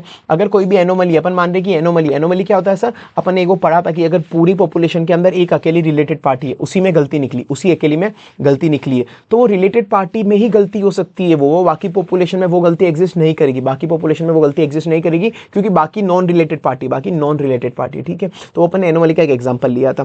तो अगर अपन मान रहे कि कोई भी सैंपल पॉपुलेशन को रिप्रेजेंट नहीं करता, कोई भी सैंपल पॉपुलेशन को रिप्रेजेंट नहीं करता, तो उस पे हाई लेवल ऑफ एश्योरेंस लो, हाई लेवल ऑफ एश्योरेंस लो, कि अगर मैं किसी को भी रेयर कंडीशन में एनोमली मान रहा हूं तो ऑब्टेन है high level of assurance, high degree of assurance कि sample does not represent the population. ये अपनी बात हुई भी है। प्रोजेक्टिंग, ये ऐसे स्टडी मटेरियल में नहीं है, तो इस पे अपन मैं इतना नहीं जाऊंगा, बस मैंने तुमको बताया था कि तुमको जब भी सैंपल करना हो तो प्रोजेक्ट करते वक्त तुमको एनोमली को साइड में करना है, एनोमली को हमेशा साइड में निकालना है। साथ में तुमने अगर तुमने 100 सैंपल टेस्ट करे, 100 सैंपल टेस्ट करे, पॉपुलेशन थी 1000 सैंपल की, पॉपुलेशन थी 1000 की, तुमने 100 सैंपल टेस्ट करे, 5 गलत निकले, 100 में से 5 गलत निकले, 100 में से 5 गलत निकले, तो तुमको प्रोजेक्ट करना पड़ेगा कि अगर 5 की गलती है 100 के अंदर, तो 1000 में टोटल कितनी गलती होगी, 50 गलती होगी, 50 गलती होगी। तो ये तो हुआ प्रोजेक्टेड मिस स्टेटमेंट। तुमको देखना पड़ेगा कि प्रोजेक्टेड मिस स्टेटमेंट है वो मेरे टॉलरेबल से कम है या ज्यादा है। अगर मेरी टॉलरेबल से कम है प्रोजेक्टेड मिस स्टेटमेंट तो ठीक, कोई दिक्कत नहीं। ज्यादा है तो मैं मैनेजमेंट को ही बोलूंगा भाई तू सारी गलतियां निकाल के सही कर। इवेल्युएट करनी है, मुझे सैंपल रिजल्ट को इवेल्युएट करना, कुछ नहीं कि तुम कुछ नहीं, सैंपल रिजल्ट को इवेल्युएट करना है कि जो भी तुमने ऑडिट की सैंपलिंग करी, जो भी तुमने ऑडिट की सैंपलिंग करी है, क्या मैं उससे कंक्लूजन दे सकता हूँ क्या पॉपुलेशन पे, उसमें क्या मैं कंक्लूजन दे सकता हूँ क्या पॉपुलेशन पे। अगर नहीं, अगर मैं उस सैंपलिंग से पॉपुलेशन पे कंक्लूजन नहीं दे सकता, अगर मैं पॉपुलेशन पे कंक्लूजन नहीं दे सकता, तो मुझे मैनेजमेंट को ही बोलना पड़ेगा, भाई तू सारी गलतियां इन्वेस्ट करके सही कर, एडजस्ट कर, सारी गलतियां सही करके इन्वेस्ट कर, और मैं फर्दर ऑडिट प्रोसीजर लगाऊंगा। ठीक है। साथ में एक एमसीक्यू पॉइंट टाइप क्वेश्चन था कि अगर आप पहले से रैंडम सैंपलिंग लगा रहे हो, तो आपको स्टैटिस्टिकल प्रोसेस लगाने की जरूरत नहीं है फॉर सैंपल सिलेक्शन, क्योंकि आप पहले से रैंडम सैंपलिंग कर रहे हो। साथ में आपको जब भी एनालाइज करना हो कि कोई गलती निकल गई मिस स्टेटमेंट, तो आपको गलती एनालाइज करनी है, तो आपको क्वालिटेटिव फैक्टर भी ध्यान में रखना पड़ेगा। आपको देखना पड़ेगा नेचर एंड कॉज क्या था उस गलती का, क्या वो एनोमली तो नहीं थी, उस जितनी भी गलतियां मिली उन सब में कोई कॉमन फीचर तो नहीं था, और वो कोई इंटेंशनल मिस स्टेटमेंट तो नहीं थी। ठीक है ना। तो नेचर कॉज देखना पड़ेगा, कहीं वो एनोमली तो नहीं थी, नेचर एंड कॉज क्या थी, उस गलती मिली तो उसका नेचर एंड कॉज क्या था, कहीं वो एनोमली तो नहीं, कहीं वो एनोमली तो नहीं, सारी गलती में कोई कॉमन चीज है क्या, सारी गलती में कोई कॉमन फीचर है क्या, कोई इंटेंशनल मिस स्टेटमेंट क्या, कोई इंटेंशनली जानबूझ के गरीबी गलती है क्या, और क्वालिटेटिव फैक्टर भी ध्यान रखना पड़ेगा। क्वेश्चन आया है एसएम में तो नहीं है। अब सर हमने ए से 550, हाँ आखिरी ऐसे ना, हाँ आखिरी ऐसे, इसका फटाफट से मैराथन कर लेते हैं। ए से 550 होता है sir related party. Related parties के अंदर अपन ने देखा हुआ है रिलेटेड पार्टी के अंदर कि रिलेटेड जो मैनेजमेंट होती है रिलेटेड पार्टी को यूज में लेके बहुत ज्यादा फ्रॉड करती है। तो अपन को ध्यान रखना है कि अपन ने बीइंग एन ऑडिटर अपन सारी रिलेटेड पार्टी और रिलेटेड पार्टी ट्रांजेक्शन, जिसको अपन बोलेंगे आरपीआर, रिलेटेड पार्टी की रिलेशनशिप, आरपीआर और आरपीटी रिलेटेड पार्टी का ट्रांजेक्शन, वो अपन सारे अच्छे से आइडेंटिफाई कर ले। वैसे ये रिस्पॉन्सिबिलिटी मैनेजमेंट की होती है, पर अपन उनका ध्यान रखेंगे, अपन अलर्ट रहेंगे। ठीक है। अपन आइडेंटिफाई कर ले और सबको प्रॉपर्ली डिस्क्लोज कर दे, एज पर एफआरएफ, सबको प्रॉपर्ली डिस्क्लोज कर दे एज पर एफआरएफ, जितनी भी रिलेटेड पार्टी रिलेशनशिप और ट्रांजेक्शन है। इवन एफआरएफ नहीं बोलता, अगर एफआरएफ नहीं बोलता उनको डिस्क्लोज करने के लिए, तो भी आपको डिस्क्लोज करने पड़ेंगे, ताकि financial statement true and fair हो और नॉट मिसलीडिंग हो। तो सर डेफिनेशन क्या होती है रिलेटेड पार्टी की, या तो एफआरएफ ने अगर कोई डेफिनेशन बोली, लेट्स से शेड्यूल 3 इंडेज ने, कि रिलेटेड पार्टी क्या कहलाएगी, तो वही डेफिनेशन है। अगर नहीं, उन्होंने कोई इतनी खास डेफिनेशन नहीं बोली, मिनिमम या फिर कोई रिलेटेड पार्टी रिक्वायरमेंट है ही नहीं, तो उस केस के अंदर अगर ए बी को कंट्रोल करता है या सिग्निफिकेंट इन्फ्लुएंस है, ए बी को कंट्रोल करता है या फिर सिग्निफिकेंट इन्फ्लुएंस है, डायरेक्टली या इनडायरेक्टली, मतलब बीच में बहुत सारी सब्सिडी है, डायरेक्टली या इनडायरेक्टली कैसे भी तरह से ये अगर आपस में कंट्रोल करते हैं, तो ए भी बी की रिलेटेड पार्टी होगी और बी भी ए की रिलेटेड पार्टी होगी। ये पॉइंट ए और बी यही बोलते हैं कि ए अगर बी को कंट्रोल करता है डायरेक्टली इनडायरेक्टली, तो ए भी बी की रिलेटेड पार्टी होगी, बी भी ए की रिलेटेड पार्टी होगी। साथ में अगर ए कंट्रोल करता है बी को, सी को, डी को, तो ये सब कॉमन कंट्रोल में, तो बी सी डी ये तीनों भी रिलेटेड पार्टी कहलाएगी। तो मानो बी का जो मैनेजमेंट है, सी का जो मैनेजमेंट, डी का मैनेजमेंट सेम है, लेट से इन सबका सीईओ सेम है, इन सबका सीईओ सेम है, मतलब इन सबका कॉमन मैनेजमेंट है, या फिर क्लोज फैमिली मेंबर की बी तो पति की कंपनी है बी, पत्नी की कंपनी है सी, तो इनका क्लोज फैमिली मेंबर तो एक ही है, ओवरऑल कंपनी एक ही जने की है। ठीक है। तो ये रिलेटेड पार्टी है।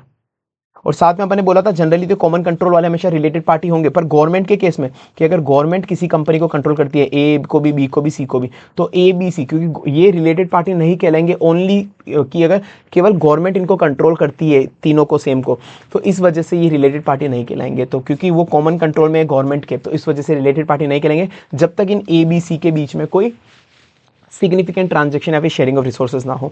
तो अब जब भी हो एंगेजमेंट टीम को ना हमेशा डिस्कशन करना होता है, ऑडिट शुरू करने के पहले एंगेजमेंट टीम को डिस्कशन करना होता है कि कहाँ पर फ्रॉड हो सकता है, कहाँ पर फ्रॉड वगैरह हो सकता है। तो कि रिलेटेड पार्टी के लिए उनको पूरा डिस्कशन करना होता है, रिलेटेड पार्टी के लिए तो उनको क्या क्या डिस्कशन करना होता है, उनको आपस में बहुत बेसिक चीज़, उनको आपस में पहले बेसिकली बैठेंगे और वो देखेंगे कि रिलेटेड पार्टी के लिए डिस्कस कर रहे हैं ना, तो देखेंगे उनकी कौन कौन रिलेटेड पार्टी, मतलब रिलेटेड पार्टी रिलेशन कौन कौन से, रिलेटेड पार्टी के साथ ट्रांजेक्शन कौन कौन से, रिलेटेड पार्टी कौन कौन सी, रिलेटेड पार्टी के साथ ट्रांजेक्शन कौन कौन से। ठीक है। सबसे पहले बहुत बेसिक से मुझे डिस्कस करना है, तो मैं टीम के साथ बैठूंगा और वही तो डिस्कस करूंगा कि कंपनी के कौन कौन से आरपीआर और आरपीटी है, यही तो बात करूंगा। मुझे बात ही रिलेटेड पार्टी के लिए करनी है, तो मैं सबसे पहले देखूंगा कि कौन कौन रिलेटेड पार्टी है, उनके साथ कौन कौन से ट्रांजेक्शन हुए, आरपीआर और आरपीटी। फिर हम एक दूसरे को बोलेंगे कि भाई तुम लोग अलर्ट रहना, मतलब तुम लोग प्रोफेशनल स्केप्टिक्स रखना, कि कोई भी एमएमएस ना हो रिलेटेड पार्टी के लिए। ठीक है। रिलेटेड पार्टी की वजह से तो तुम लोग अलर्ट रहना। तुमको अलर्ट कहाँ रहना है कि कोई भी सर्कमस्टेंसेस कंडीशन, मतलब कोई भी कंडीशन ऐसी मिले या कोई भी ऐसा डॉक्यूमेंट मिले, कोई भी कंडीशन मिले, ऐसे डॉक्यूमेंट मिले जिससे तुमको पता पड़े कि मैनेजमेंट ने अपन से कोई रिलेटेड पार्टी रिलेशनशिप या ट्रांजेक्शन छुपाया, मतलब मैनेजमेंट ने अपन से कोई रिलेटेड पार्टी छुपाई है, तो तुम उस डॉक्यूमेंट और कंडीशन के लिए अलर्ट रहना, ताकि तुम कोई भी नॉन आइडेंटिफाइड या फिर नॉन डिस्क्लोज पार्टी पता कर सको। तो तुमको अलर्ट रहना, प्रोफेशनल स्केप्टिक्स रखना है कि कोई भी कंडीशन या डॉक्यूमेंट मिला जिससे तुमको कोई नई रिलेटेड पार्टी मिले। ठीक है ना, उसके लिए तुमको अलर्ट रहना। अगर ऐसा है तो साथ में तुमको देखना है कि मैनेजमेंट कितना इंपॉर्टेंस देता है, मैनेजमेंट टीसीडब्ल्यूजी कितना इंपॉर्टेंस देते हैं आरपीआर और आरपीटी को ढूंढने के लिए, डिस्क्लोज करने के लिए, आइडेंटिफाई वगैरह करने के लिए, वो कितना इंपॉर्टेंस देते हैं। और साथ में तुम लोग ये भी डिस्कस करना करना कि मैनेजमेंट कैसे रिलेटेड पार्टी को फ्रॉड में इन्वॉल्व कर सकती है, हाउ रिलेटेड पार्टी में भी इन्वॉल्व इन द फ्रॉड। तुम लोग को ये डिस्कस करना है। तो सर वैसे तो ये याद हो गया होगा, फिर भी अगर सर ये याद नहीं हो रहा है, मतलब अभी तक याद नहीं हुआ है, तो सर इसको कैसे याद करा, ऊपर के देखो मैंने क्या बोला कि एक तो फर्स्ट वो बैठेंगे, तो अगर वो रिलेटेड पार्टी के साथ रिलेटेड पार्टी की बातें करने बैठे, वो रिलेटेड पार्टी के लिए डिस्कशन में बैठे, तो सबसे पहले वो यही तो चीज देखेंगे, सबसे पहले ये तो चीज देखेंगे कि कंपनी को कौन कौन सी आरपीआर और आरपीटी है, कंपनी की कौन कौन सी रिलेटेड पार्टी है और उनके साथ क्या क्या ट्रांजेक्शन हुआ है, कि उनके क्या क्या रिलेटेड पार्टी रिलेशनशिप और क्या क्या ट्रांजेक्शन है, सबसे पहले तो ये देखेंगे। फिर अब वो एक दूसरे को बोलेंगे भाई तू प्रोफेशनल स्केप्टिक्स रखना, भाई तू प्रोफेशनल स्केप्टिक्स रखना कि कोई भी कंडीशन या फिर डॉक्यूमेंट मिले, कोई भी कंडीशन या फिर डॉक्यूमेंट मिले, कोई भी कंडीशन या फिर डॉक्यूमेंट मिले जो बताए कि non identified non disclose related party, कोई नई वाली डिस्क्लोज पार्टी, तो तू प्रोफेशनल स्केप्टिक्स रखना कोई भी नई वाली रिलेटेड पार्टी ढूंढने के लिए। कैसे? कोई भी कंडीशन या डॉक्यूमेंट मिले, कोई भी कंडीशन डॉक्यूमेंट मिले, तो जो प्रोफेशनल स्केप्टिक्स रखना है, कोई भी कंडीशन या डॉक्यूमेंट मिले, कोई भी कंडीशन या डॉक्यूमेंट मिले कि कोई नई वाली रिलेटेड पार्टी तुझे मिल जाए। अगर ऐसी कोई नई रिलेटेड पार्टी मिली तो मैनेजमेंट को पूछना है तूने उसको क्यों आइडेंटिफाई और डिस्क्लोज नहीं करा, तूने उसको क्यों आइडेंटिफाई और डिस्क्लोज नहीं करा, तू हमारे साथ फ्रॉड करना चाहती, तुम्हारे साथ फ्रॉड करना चाहती, तुम्हारे साथ फ्रॉड करना चाहती है, तो हाउ रिलेटेड पार्टी में भी इन्वॉल्व इन फ्रॉड। ठीक है ना? तो अगर पहले तुमको आरपीआर आरपीटी के लिए बेसिक डिस्कशन करना है, फिर तुमको प्रोफेशनल स्केप्टिसिज्म रखना है कि कोई भी कंडीशन और डॉक्यूमेंट मिले कि कोई नई रिलेटेड पार्टी मिल गई, अगर मिल गई तो उसको बोलेंगे तूने क्यों उसको आइडेंटिफाई और डिस्क्लोज नहीं करा, तुम्हारे साथ फ्रॉड करना चाहती है related party, how related party can be involve in fraud. ठीक है सर? अब ये तो फ्रॉड के लिए रिलेटेड था कि फ्रॉड में क्या डिस्कशन होते हैं, तो मैंने इनको इंटरलिंक करने के लिए इसी चैप्टर में डाल दिया था, ऐसे 240 में पढ़ चुके हैं अपन। अब जनरली फुल प्रोसीजर क्या होता है आरपी आरपीटी का, सबसे पहले अपन को आइडेंटिफाई करनी होती है कि कंपनी के कौन कौन से रिलेटेड पार्टी और रिलेटेड पार्टी ट्रांजेक्शन है। ठीक है? तो सबसे पहले रिलेटेड पार्टी के नाम देखो कि कौन कौन से रिलेटेड पार्टी है, साथ में तुम देखो क्या कंपनी ने अपन से कोई रिलेटेड पार्टी छुपाई है, क्या कोई रिलेटेड पार्टी छुपाई है। सबसे पहले तुम आइडेंटिफाई करो कि कौन कौन सी रिलेटेड पार्टी है, identify the name of all non related party. साथ में तुम कोई देखो कि एग्जिस्ट करती है क्या कोई अनआइडेंटिफाइड या अनडिस्क्लोज रिलेटेड पार्टी, कोई अनआइडेंटिफाइड या अनडिस्क्लोज रिलेटेड पार्टी कोई एग्जिस्ट करती है क्या, या फिर एंटिटी ने कोई outside normal course of business transaction कराया क्या। अगर outside normal course of business transaction कराया कि कंपनी ने कोई एसेट पहले उसको बेची सस्ते में फिर वापस खरीदी महंगे में, या फिर पहले बेची महंगे में फिर वापस खरीदी सस्ते में सेम पर्सन से, या फिर उसी बंदे को सेल करी और उसी से लीज ले ली कोई asset outside normal course of business, तो हो सकता है ये रिलेटेड पार्टी के साथ कराओ, तो वो देखो और एक रिटर्न रिप्रेजेंटेशन ले लो। ठीक है? अब एक एक करके पढ़ो कि सर रिलेटेड पार्टी का नाम कैसे आइडेंटिफाई करते हैं। देखो एक तो तुम ना पहले मैं रिलेटेड पार्टी का नाम कैसे अपन आइडेंटिफाई कर सकते हैं, तो इसको सिर्फ 5 पॉइंट याद करने हैं मैक्सिमम, पढ़ना सारे, एक बार पॉज करके तुम पढ़ो दोस्तों, पढ़ना सारे क्योंकि एमसीक्यू कैसे भी आ सकता है। चलो मैं बताता हूँ, इनकम टैक्स रिटर्न या फिर इन्फॉर्मेशन अपने को देखो 3 पॉइंट कौन से याद करना है, ये कि गवर्नमेंट को तुमने कौन कौन से डाटा सप्लाई करे, गवर्नमेंट को क्या तुम करते हो, एक तो इनकम टैक्स रिटर्न भर के डाटा देते हो, कोई एमसीए को तुम रेगुलेटरी अथॉरिटी को कोई इन्फॉर्मेशन देते हो, रेगुलेटरी अथॉरिटी कौन होती है जैसे एमसीए आरओसी, एमसीए को तुम इन्फॉर्मेशन देते हो, या फिर सेबी को मतलब जो सिक्योरिटी रेगुलेटर है उसको तुमने कोई इन्फॉर्मेशन दी, तो 3 इन्फॉर्मेशन गवर्नमेंट को दी। 3 इन्फॉर्मेशन किसको दी, गवर्नमेंट को, इनकम टैक्स का रिटर्न, रेगुलेटरी अथॉरिटी और सिक्योरिटी रेगुलेटर, रेगुलेटरी अथॉरिटी और सिक्योरिटी रेगुलेटर। ठीक है ना? ये 3 इन्फॉर्मेशन गवर्नमेंट को दी। साथ में तुम देख सकते हो कि शेयर होल्डर और मैनेजमेंट को देख लो, शेयर होल्डर मैनेजमेंट को देख लो, मतलब शेयर होल्डर का रजिस्टर देख लो, मैनेजमेंट के साथ कॉन्ट्रैक्ट देख लो, मैनेजमेंट के साथ कॉन्ट्रैक्ट देख लो, शेयर होल्डर मैनेजमेंट को देख लो, शेयर होल्डर के साथ कॉन्ट्रैक्ट देख लो, मैनेजमेंट के साथ कॉन्ट्रैक्ट, शेयर होल्डर का रजिस्टर देख लो, मैनेजमेंट के साथ कॉन्ट्रैक्ट देख लो, और साथ में अगर कोई भी एंटिटी का की इन्वेस्टमेंट है वो देख लो, एलआईसी की पॉलिसी देख लो, एलआईसी की पॉलिसी देख लो, और किसी भी पार्टी से कंफर्मेशन ले सकते हैं थर्ड पार्टी वगैरह से कि क्या तो उसकी रिलेटेड पार्टी है क्या, बैंक लीगल से अपन थर्ड पार्टी कंफर्मेशन ले सकते हैं, bank legal and third party confirmation, bank legal and third party confirmation, bank legal and third party confirmation. ठीक है? साथ में तुम एलआईसी देख सकते हो, इंटरनल ऑडिट रिपोर्ट देख सकते हो, मिनट्स ऑफ मीटिंग देख सकते हो, कॉन्फ्लिक्ट ऑफ इंटरेस्ट जो मैनेजमेंट ने फाइल करा वो स्टेटमेंट देख सकते हो, एंटिटी के प्रोफेशनल एडवाइजर से पूछ सकते हो, ये सब चीजें कर सकते हो। ठीक है? तो याद हो गए होंगे 5, ऊपर के 3 तो कहते हैं जो गवर्नमेंट को अपन इन्फॉर्मेशन सप्लाई करते हैं। गवर्नमेंट को क्या इन्फॉर्मेशन अपन सप्लाई करते हैं सर, अब एक तो अपन इनकम टैक्स रिटर्न भरते हैं, साथ में अपन ने कोई भी रेगुलेटरी अथॉरिटी को कोई डाटा फाइल करा है, सिक्योरिटी रजिस्टर को करा, तो उसके बाद मैंने कहा था कि तुम मैनेजमेंट और शेयर होल्डर को देख लो, मतलब शेयर होल्डर का रजिस्टर देख लो, मैनेजमेंट के साथ की एग्रीमेंट देख लो, कोई एंटिटी का की इन्वेस्टमेंट वो देख लो, और एलआईसी देख लो मैनेजमेंट। ठीक है? और बाकी बैंक लीगल वगैरह से थर्ड पार्टी कंफर्मेशन ले लो। अगर तुमको कोई ऐसी रिलेटेड पार्टी ट्रांजैक्शन मिला जो मैनेजमेंट ने अपन से छुपाया हुआ था, अगर तुमको मिला, सबसे पहले क्या करोगे, नाचते खेलते कूदते मुचकते हुए जाओगे, तुम मुचकते हुए जाओगे, किसके पास जाओगे, उचकते हुए टीम के पास जाओगे, एंगेजमेंट टीम के पास जाओगे, ये देखो मुझे रिलेटेड पार्टी मिली, ये देखो मुझे रिलेटेड पार्टी मिली, ये देखो मुझे रिलेटेड पार्टी मिली। तुम सबसे पहले कम्युनिकेट करोगे एंगेजमेंट टीम को ताकि वो रोमम को वापस से रिवाइज कर पाए, ठीक है ना? सबसे पहले तो खेलते कूदते हुए तुम मैनेजमेंट के अपनी टीम के पास जाओगे, अपनी खुद की एंगेजमेंट के, ये देखो मुझे रिलेटेड पार्टी मिली, ये देखो मुझे रिलेटेड पार्टी मिली। सबसे पहले अपन उनके पास जाएंगे, अपन उनके पास गए। ठीक है? अब मैनेजमेंट के पास प्यार से जाना, मैनेजमेंट के पास प्यार से जाना, अरे सर यार ये रिलेटेड पार्टी मिली है, आपका कंट्रोल क्यों नहीं आइडेंटिफाई कर पाया, inquire why the control has failed to identify this related party. चलो कोई बात नहीं, अब ये बताओ इसके साथ कोई ट्रांजेक्शन हुए क्या, इसके साथ कोई ट्रांजेक्शन हुए क्या, identify all the transaction with the newly related party, identify the transaction newly related party. सबसे पहले मेरे को कोई रिलेटेड पार्टी मिली तो सबसे पहले मैं मेरी टीम को बताने गया, खुश होकर टीम को बताने गया, ठीक है ना, इन्फॉर्म करा। फिर उसके बाद मैनेजमेंट का प्यार से गया कि यार मेरे को रिलेटेड पार्टी मिली, आपका कंट्रोल क्यों फेल हो गया है। अब चलो कोई बात नहीं, मिली तो आप आपके इसके साथ कोई ट्रांजेक्शन हुआ, इसके साथ कोई ट्रांजेक्शन हुआ है क्या, मुझे वो बता दो। अब मैं अपनी औकात पे आऊंगा, पहले तो प्यार से बात करी, अब मैं अपनी औकात पे आऊंगा, उस रिलेटेड पार्टी पे प्रोसीजर लगाऊंगा, मतलब उस पर सब्सटेंटिव ऑडिट प्रोसीजर लगाऊंगा मैं उस न्यूली आइडेंटिफाई रिलेटेड पार्टी पे। हो सकता है कि उस रिलेटेड पार्टी के अलावा बाकी रिलेटेड पार्टी भी एग्जिस्ट करती हो। रिकंसिडर द रिस्क कि other related significant related party में हैव एग्जिस्ट जो मैनेजमेंट ने आइडेंटिफाई नहीं करी। अगर इंटेंशनली मैनेजमेंट ने ऐसा कुछ करा है तो फ्रॉड हो सकता है।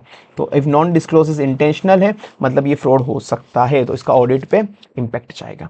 तो पहले मैंने अपनी टीम को बताया, खेलते कूदते कुछ मिला तो फिर उसके बाद मैनेजमेंट प्यार से गया कि यार आपका कंट्रोल क्यों फेल हो गया, इसके साथ कोई ट्रांजेक्शन है क्या। फिर औकात पे आके मैंने खुद की औकात पे आया, फिर सब्सटेंटिव प्रोसीजर लगाया मैंने, इसके अलावा दूसरी रिलेटेड पार्टी भी हो सकती है, वो रिस्क भी है और ये इंटेंशनल तो नहीं था। अब transaction outside the normal course of business, कोई भी transaction outside the normal course of business का, तो मुझे जानना है ऐसा क्यों करा, ऐसा क्यों करा। मुझे सबसे पहले देखेंगे मैनेजमेंट के साथ ट्रांजेक्शन कराई क्यों, तो मैं उसका टर्म्स ऑफ कॉन्ट्रैक्ट, उससे कॉन्ट्रैक्ट मांगूंगा इस ट्रांजेक्शन के, तो मुझे कॉन्ट्रैक्ट दे, क्या ये ऑथोराइज था, तो मैं उससे कॉन्ट्रैक्ट मांगूंगा, उसका अंडरलाइन कॉन्ट्रैक्ट मांगूंगा, क्या ये ऑथोराइज था क्या, उसकी ऑथोराइजेशन वगैरह देखूंगा। तो अगर मैनेजमेंट ने कोई भी outside normal course of business transaction कराया तो सबसे पहले मैं उसका कॉन्ट्रैक्ट मांगूंगा कि इसका ये ट्रांजेक्शन कराई क्यों, कॉन्ट्रैक्ट को पढ़ूंगा क्या ये ट्रांजेक्शन ऑथोराइज था क्या, ट्रांजेक्शन ऑथोराइज था क्या। कॉन्ट्रैक्ट में मुझे देखना है बीटीडी, मुझे क्या देखना है कॉन्ट्रैक्ट में बीटीडी कि इस ट्रांजेक्शन करने के लिए कोई बिजनेस रेशियल था या फिर ये केवल फ्रॉडुलेंट पर्पस से कराता है, इसका कोई बिजनेस रेशियल था या फिर कोई लैक ऑफ था कि केवल फ्रॉडुलेंट फाइनेंशियल रिपोर्टिंग या मिसअप्रोप्रिएशन ऑफ असेट के लिए कराता है, कि बीटीडी, बी से बिजनेस रेशियल देखूंगा, टी से मैं देखूंगा कि इसका टर्म्स ऑफ ट्रांजेक्शन क्या थी, इसकी टर्म्स ऑफ ट्रांजेक्शन क्या थी, डी से डिस्क्लोजर देखूंगा, उसका मैं डिस्क्लोजर देखूंगा कि इसका जो डिस्क्लोजर है वो एज पर एफआरएफ हुआ है नहीं, इसका डिस्क्लोजर एज पर एफआरएफ हुआ है या नहीं हुआ है। हो सकता है इसमें कोई फ्रॉड रिस्क फैक्टर प्रेजेंट हो तो मेरे को रिटर्न रिप्रेजेंटेशन लेना पड़ेगा, ठीक है ना। तो अगर मुझे कोई भी ऐसा outside normal course of transaction मिलेगा तो मैं सबसे पहले क्या करूंगा, अगर कोई भी outside normal course of transaction मिला तो सबसे पहले तो मैं उसका कॉन्ट्रैक्ट मांगूंगा, कि भाई ये ट्रांजेक्शन कराई क्यों और ऑथोराइज तो, ये ट्रांजेक्शन कराई क्यों ऑथोराइज, उसका कॉन्ट्रैक्ट मांगूंगा और ये ऑथोराइज तो मतलब ये ट्रांजेक्शन ऑथोराइज तो था या नहीं था, ठीक है ना, वो देखूंगा। अब उसका बीटीडी देखूंगा, क्या बीटीडी, बी से बिजनेस रेशियल था या कोई नहीं था, टी से टर्म्स ऑफ ट्रांजेक्शन उसकी जो मैनेजमेंट के साथ कंसिस्टेंट है या नहीं, बी से बिजनेस रेशियल, टी से टर्म्स ऑफ ट्रांजेक्शन, डी से डिस्क्लोजर एज पर एफआरएफ करा, accounting disclosure as per FRF करा नहीं करा। अब उसके एग्जांपल क्या होते हैं sir, outside normal course of transaction, कोई भी कॉम्प्लेक्स इक्विटी ट्रांजेक्शन करा तुमने, कोई भी ऐसी कंपनी के साथ ट्रांजेक्शन करा जो आउटसाइड इंडिया है, ऑफशोर एंटिटी आउटसाइड इंडिया, और वहां पर बहुत ज्यादा वीक क्लोज है, तुमने कोई भी लीज करी प्रीमाइस या फिर कोई मैनेजमेंट सर्विसेज, मतलब किसी को कोई सर्विस दी विदाउट एनी कंसिडरेशन, फ्री में दे दी, या फिर किसी को बहुत बड़ा डिस्काउंट दिया या फिर वापस से रिटर्न में ले लिया, या फिर कोई आपने सेल करी सर्कुलर अरेंजमेंट की, सेल करी with the commitment to repurchase, उसी को सेल करी, उसी को बोले मैं तेरे से खरीद लूंगा, तो sale with the commitment to repurchase, या फिर आपने कोई ट्रांजेक्शन के कॉन्ट्रैक्ट, मतलब कॉन्ट्रैक्ट आपने बिफोर एक्सपायरी आपने चेंज कर दिया कि कॉन्ट्रैक्ट अभी तक खत्म नहीं हुआ, उसके पहले ही आपने टर्म्स चेंज कर दिए, तो ये unusual outside normal course of business कहलाता है। फिर इसको याद कैसे करना है, मैंने इक्विटी खरीदी आउटसाइड इंडिया से, या तो पैसे ही नहीं दिए या बहुत ज्यादा डिस्काउंट मिल गया, तो पैसे नहीं दिए या बहुत ज्यादा डिस्काउंट मिल गया, मैंने इक्विटी खरीदी आउटसाइड इंडिया से, या तो पैसे नहीं दिया बहुत ज्यादा डिस्काउंट मिल गया, मैंने इक्विटी खरीदी आउटसाइड इंडिया से, तो पैसे नहीं दिया बहुत ज्यादा डिस्काउंट मिल गया, मैंने इक्विटी खरीदी आउटसाइड इंडिया से, या तो पैसे नहीं दिया बहुत ज्यादा डिस्काउंट मिल गया, मैंने इक्विटी खरीदी आउटसाइड इंडिया से, या तो पैसे नहीं दिया बहुत ज्यादा डिस्काउंट मिल गया, तो बहुत ज्यादा डिस्काउंट मिल गया, मैंने इक्विटी खरीदी आउटसाइड इंडिया से, तो complex equity transaction, outside India मतलब ट्रांजेक्शन जो ऑफशोर आउटसाइड इंडिया वाली एंटिटी ऑफशोर एंटिटी के साथ करा जहां पर वीक क्लोज है, मैंने इक्विटी खरीदी आउटसाइड इंडिया से, तो पैसे नहीं दिए, मतलब कोई भी मैंने सर्विस दी, लीज प्रीमाइस करी, वो नो कंसिडरेशन, आउटसाइड इंडिया से मैंने इक्विटी खरीदी आउटसाइड इंडिया से, या तो पैसे नहीं दिया है बहुत ज्यादा डिस्काउंट मिल गया, तो लार्ज डिस्काउंट, ठीक है। और एक तुमको सर्कुलर अरेंजमेंट वाला याद कर लेना, 5 पॉइंट हो गए। तो सर अब रिलेटेड पार्टी के लिए जनरली अभी देखो ये एक वही क्वेश्चन था, अगर तुमको याद हो तो, रिलेटेड पार्टी वाला कि एक अपन लेबर इंटेंसिव कंपनी है पर किसी ने कोई अपनी रिलेटेड पार्टी में अपना डायरेक्टर इंटरेस्टेड है, उसने अपन को एक जबरदस्ती मशीन बेच दी, तो उसने मशीन क्यों बेची भाई, अब जब हमको लेबर इंटेंसिव कंपनी, हमको मशीन चाहिए ही नहीं थी, तो उसका कोई इकोनॉमिक रियलिटी नहीं था, बिजनेस रेशियल कोई था नहीं, तो वो फ्रॉड रिस्क फैक्टर है। डिस्क्लोजर क्या होते हैं सर, एस 18 या इंडेक्स 24 के हिसाब से रिलेटेड पार्टी के, बहुत सिंपल, मैंने कहा था नाम क्या है, उसके साथ रिलेशन क्या है, उसके साथ क्या ट्रांजेक्शन करी, नाम क्या रिलेशन क्या, उसका क्या ट्रांजेक्शन करी, नाम क्या रिलेशन क्या है, उसका क्या ट्रांजेक्शन करी, नाम लिखो, नाम क्या है XYZ, ये मेरा भाई बहन कुछ भी है, उसके साथ क्या ट्रांजेक्शन करी, तो तुम बहुत बेसिक से नाम बताओ, रिलेशनशिप क्या है तुम्हारा, उसके साथ क्या ट्रांजेक्शन करी, नाम क्या रिलेशनशिप क्या ट्रांजेक्शन करी, ट्रांजेक्शन का तुम बताओ कितनी ट्रांजेक्शन करी और उसके टर्म्स बता दो, कितनी ट्रांजेक्शन करी और कितने टर्म करी, मतलब वॉल्यूम और अदर इंपॉर्टेंट एलिमेंट, अब ईयर एंड पे उसके साथ कितना पैसा बाकी है, अमाउंट आउटस्टैंडिंग, और कितना तुमने डाउटफुल प्रोविजन बनाया हुआ है, और कितना तुमने during the year return of year right back कर दिया, ठीक है। नाम रिलेशनशिप, नाम रिलेशनशिप और उसके नाम क्या है, उसका रिलेशन क्या है, उसका क्या ट्रांजेक्शन है, ट्रांजेक्शन के वॉल्यूम कितना था और कुछ अदर टर्म्स बतानी हो एलिमेंट तो बता देना ट्रांजेक्शन के साथ में। ईयर एंड पे कितना पैसा तुमसे उससे मांगते हो, कितना प्रोविजन फॉर डाउटफुल डेट बनाया हुआ है और रिटर्न ऑफ राइट ऑफ वगैरह कर देना। साथ में क्लोज 13, साथ में क्लोज 13 को भी लगता है क्लोज 13 की रिपोर्टिंग भी होगी, ठीक है। और जब दो एंटिटी रिलेटेड हो, केवल क्योंकि कॉमन गवर्नमेंट कंट्रोल करती है, मैंने बोला था ना कोई भी कॉमन गवर्नमेंट अगर कंट्रोल करती है ए को और बी को तो वो रिलेटेड पार्टी नहीं कहलाते जनरली, जब तक इनको बीच में कोई सिग्निफिकेंट ट्रांजेक्शन ना हो। तो अगर फिर भी इनको कुछ तो डिस्क्लोजर करना पड़ेगा, इनको क्या डिस्क्लोजर करना पड़ेगा, इनको बताना पड़ेगा नेम ऑफ गवर्नमेंट कि किस गवर्नमेंट की वजह से ये रिलेटेड है और उनकी क्या रिलेशनशिप है, इनका क्या रिलेशनशिप है। तो जनरली इनको ट्रांजेक्शन के बारे में नहीं बताना, ट्रांजेक्शन वगैरह के बारे में, पर कोई सिग्निफिकेंट ट्रांजेक्शन को, सिग्निफिकेंट या तो इंडिविजुअली या कलेक्टिवली, या तो कोई इंडिविजुअली या फिर कलेक्टिवली कोई सिग्निफिकेंट ट्रांजेक्शन हो तो उसके बाद उसका नेचर और अमाउंट बता देना, तो बस नेम ऑफ गवर्नमेंट बता देना किसकी वजह से ये रिलेटेड है और उसके साथ क्या रिलेशनशिप है, नेचर ऑफ गवर्नमेंट उसका क्या रिलेशनशिप है, और जनरली कोई ट्रांजेक्शन के बारे में नहीं बताना जब तक वो सिग्निफिकेंट ना हो, या तो इंडिविजुअली कोई ट्रांजेक्शन सिग्निफिकेंट है या कलेक्टिवली कोई सिग्निफिकेंट है, ठीक है। तो यही है कि आप एग्जाम्प्ट हो कि आपको जनरली डिस्क्लोजर नहीं करने रिलेटेड पार्टी वगैरह के, पर जब भी गवर्नमेंट आपको कंट्रोल करती है रिपोर्टिंग एंटिटी को और दूसरी एंटिटी को भी गवर्नमेंट कंट्रोल करती है, ठीक है ना। तो ये तो हो गया कि कब केस की जब दोनों गवर्नमेंट आपस में वो कॉमन कंट्रोल करती है एक गवर्नमेंट दो एंटिटी को, तो क्या क्या डिस्क्लोजर देने, नेम ऑफ गवर्नमेंट क्या रिलेशनशिप है, सिग्निफिकेंट ट्रांजेक्शन तो नेम और अमाउंट। Done sir. देखो मेरी तरफ से ये ऐसे का रिवीजन हो गया है। अगर तुमको देखना है तो एक सेकंड पॉज करो, ये वाला क्वेश्चन पढ़ने की इच्छा तो पढ़ लो, कोई काम का सच मतलब इजी क्वेश्चन है। एक वही था कि डिस्क्लोजर की अगर रिलेटेड पार्टी है, एक अपना डायरेक्टर था, डायरेक्टर का बेटे की फर्म थी तो उसको अपन ने जॉब वर्क के लिए कुछ काम में दिया है तो बस वो डिस्क्लोजर लगेंगे। ये सेम है कि एक गवर्नमेंट दो एंटिटी को कंट्रोल करती थी और वो डिस्क्लोजर बता देना। ये वाला बहुत सिंपल है। इंडेक्स 24 में रिपोर्टिंग, इंडेक्स 24 एएस 18 के हिसाब से डिस्क्लोजर देने हैं और साथ में कारो 13 के भी डिस्क्लोजर देने और टीसीडब्ल्यू को कम्युनिकेट कर देना। ये सब रिलेटेड पार्टी के साथ ट्रांजेक्शन से पढ़ना हो तो पॉज कर देना वीडियो, एक सिंह पढ़ के तुम पढ़ लेना। अब ये क्वेश्चन अगर तुम एग्जाम के एक दिन पहले पढ़ रहे हो तो इतना तो मैं सजेस्ट नहीं करूंगा कि इनको डिटेल में पढ़ो। तुम जिसको इच्छा हो कि अगर ये क्वेश्चन जो आईसीए की स्टडी मटेरियल वाले नहीं थे, केस स्टडी बड़ी बड़ी, एक बार तुम वीडियो पॉज करके पढ़ लो, एक इसको पॉज करो पढ़ना हो तो, मैं नीचे एक बार स्क्रॉल करता रहा हूँ, तुम पॉज करते जाना, अगर पढ़ने की इच्छा हो तो देख लेना, ठीक है, वो तुम्हारे ऊपर है। ये देखो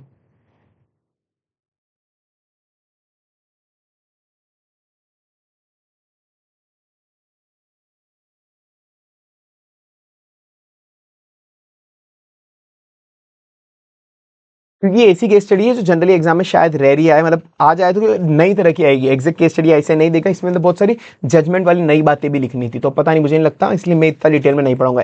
क्लास में पढ़ा देता हूँ पर अभी मैराथन में नहीं पढ़ाऊंगा। जिसको पढ़ना था पोस्ट करके पढ़ लेना, ठीक है। चलो